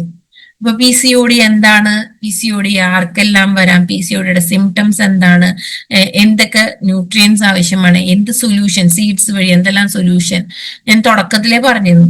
പെട്ടെന്ന് കേട്ടാൽ ഇച്ചിരി ബുദ്ധിമുട്ടാണ്. തുടക്കത്തിൽ ഒരു പകുതി വരെയുള്ള ഇൻട്രസ്റ്റ് പിന്നെ ചിലപ്പോൾ കാണുന്നുണ്ട്, ഇത് എന്തൊക്കെയാ കേൾക്കണമെന്നായിരിക്കും നമ്മുടെ മനസ്സിലുണ്ടാവുക. പക്ഷെ നമ്മൾ കണ്ടിന്യൂസ് കേട്ട് മാത്രമാണ് ഈ ഒരു ശീലം നമുക്ക് കൊണ്ടുവരാൻ സാധിക്കുള്ളൂ. ഇത് മൊത്തം നമ്മളിത് പറയുന്നത് കൊണ്ട് ഉദ്ദേശിക്കുന്ന അറിയാം, നേരത്തെ പറഞ്ഞ പോലെ പ്രൊഡക്റ്റ് മാത്രമല്ല നമ്മൾ ആളുകളോട് പറയേണ്ടത്. പ്രൊഡക്റ്റിന്റെ കൂടെ നമ്മൾ ഈ ടിപ്സും കൂടി കൊടുക്കുമ്പോഴാണ് നമ്മളൊരു വെൽനസ് അഡ്വൈസർ എന്ന രീതിയിൽ നിങ്ങൾക്ക് ഇത് പറയാൻ എന്താണ് അധികാരം, നിങ്ങൾക്ക് ഇതിനെപ്പറ്റി നോളജ് ഉണ്ടോ എന്നൊരു ചോദ്യം നമ്മളോട് ഇങ്ങോട്ട് വരാതിരിക്കണമെങ്കിൽ അത്രയും നമ്മൾ ഡീറ്റെയിൽ ആയിട്ട് അവരോട് അങ്ങോട്ട് കാര്യങ്ങൾ പറഞ്ഞുകൊണ്ടിരുന്ന ഈ ഒരു ചോദ്യം നമുക്ക് വരില്ല. പലർക്കും ആളുകളോട് സംസാരിക്കാൻ പോകുമ്പോൾ പേടിയാണ്. എന്നോട് എന്തെങ്കിലും ചോദിച്ചാലോ, അവർക്ക് എന്നെക്കാളും കാര്യങ്ങളൊക്കെ അറിയുന്നുണ്ടാവും, എന്നോട് എന്തെങ്കിലും ചോദിച്ചാൽ ഞാൻ എന്ത് മറുപടി പറയും, അപ്പൊ ഞാൻ ചോദിച്ചിട്ട് വരാമെന്ന് പറയുമ്പോൾ പോകും തന്നെ അവിടെ തന്നെ ആ ഇംപ്രഷൻ പോവുകയാണ് ചെയ്യുന്നത്. അതുകൊണ്ട് നമ്മൾ ഒരു വ്യക്തിത്വം പോണതിന് മുമ്പ് നമ്മൾ പ്രോപ്പർ സ്റ്റഡി ചെയ്ത് ഈ പറഞ്ഞ പ്രോപ്പർ ഒരു ക്വസ്റ്റിനെയർ നമ്മൾ ഉണ്ടാക്കിയിട്ട് വേണം പോകാനായിട്ട്. ഒരു കണ്ടീഷനായിട്ട് സംസാരിക്കാം, ആ കണ്ടീഷനായിട്ട് ബന്ധപ്പെട്ട് എന്തെല്ലാം ചോദ്യങ്ങളോട് ചോദിക്കാം അതൊക്കെ നമ്മൾ എഴുതി വെച്ച് ആ ചോദ്യങ്ങൾ വെച്ച് നമ്മൾ അവരോട് സംസാരിക്കുക. കൺസൾട്ടേഷൻ രീതിയിൽ തന്നെ ഒരു വ്യക്തികളോട് നമ്മൾ സംസാരിച്ചിരുന്നാൽ കൃത്യമായും നമുക്ക് എന്താ പറയാ റിസൾട്ട് കിട്ടും. കൺസിസ്റ്റന്റ് ആയിട്ട് നമുക്കിത് കൊണ്ടുപോകാനോ ആയിട്ടുള്ള റിസൾട്ട് നമുക്ക് കിട്ടും. അവരെ കൊണ്ടും നമ്മളത് കൺസിസ്റ്റന്റ് ആയിട്ട് ഉപയോഗിക്കാൻ പ്രേരിപ്പിക്കുക എന്നുള്ളതാണ്. ഇത്രയും കാര്യങ്ങൾ നമ്മൾ അവരുടെ അടുത്ത് എക്സ്പ്ലെയിൻ ചെയ്ത് കഴിഞ്ഞാൽ ഏതൊരു വ്യക്തിയുടെ കയ്യിൽ ഇങ്ങനെ നമ്മൾ ഇത്ര വിശദമായിട്ടൊന്നല്ല കേട്ടോ, പക്ഷെ ഇത്രയൊക്കെ കാര്യങ്ങൾ നമ്മൾ അവരോട് പറയുകയാണെന്നുണ്ടെങ്കിൽ ഇതിന്റെ ഒരു 10% ഒരു 20% ആളുകളുടെ മനസ്സിൽ കയറുമല്ലോ, അവരായിട്ട് കണക്ട് ചെയ്ത് ഏതെങ്കിലും ഒരു പോയിന്റ്. അതുകൊണ്ട് തന്നെ പ്രോഡക്റ്റ് കണ്ടിന്യൂസ് യൂസ് ചെയ്യാനുള്ള ഒരു എന്താ പറയാ ഒരു ഇഷ്ടം കൂടി അവർക്ക് അത് കിട്ടും. ആ സമയം നമ്മൾ വെറുതെ ഒരു പ്രൊഡക്റ്റ് കൊടുത്താൽ, ഞാൻ നേരത്തെ പറഞ്ഞ പോലത്തെ ഒരു എക്സാമ്പിൾ സംഭവിച്ചാൽ ഏതെങ്കിലും വ്യക്തി പ്രൊഡക്റ്റ് കണ്ടിന്യൂസ് ഉപയോഗിക്കും. അപ്പൊ എപ്പോഴും നമ്മുടെ എയിം ഉണ്ടാവേണ്ടത് നമ്മളൊരു പ്രൊഡക്റ്റ് കൊടുത്താൽ അയാളത് കണ്ടിന്യൂസ് ഉപയോഗിക്കണം. ആ ഒരു വ്യക്തി വഴി നമുക്ക് മറ്റൊരു റെഫറൻസും കിട്ടാനായിട്ട് സാധിക്കണം. അതാണ് നമ്മൾ ഇത്രയും ക്ലാസ് കൊണ്ട് നമ്മൾ ഉദ്ദേശിക്കുന്നത്. അതുകൊണ്ടാണ് നമ്മുടെ ക്ലാസ്സുകളുടെ ആ ഒരു മൂഡ് തന്നെ നമ്മൾ മാറ്റിക്കൊണ്ടിരിക്കുന്നത് ഇതിനു വേണ്ടിയിട്ടാണ്. കൺസിസ്റ്റൻസി നമ്മളിലും നമ്മുടെ കസ്റ്റമേഴ്സിലും ഉണ്ടാക്കിയെടുക്കാനാണ് നമ്മൾ ശ്രദ്ധിക്കേണ്ടത്. ഇത്രയൊക്കെയാണ് PCOD പറ്റി പറയാനുണ്ടായിരുന്നത്. അത്യാവശ്യം നീണ്ടുപോയി സെഷൻ. എല്ലാവർക്കും ഉപകാരമായി എന്ന് വിശ്വസിക്കുന്നു. അപ്പൊ ഇതൊക്കെ നമ്മുടെ കസ്റ്റമേഴ്സിന്റെ അടുത്ത് പതുക്കെ ഇംപ്ലിമെന്റ് ചെയ്ത് തുടങ്ങുക.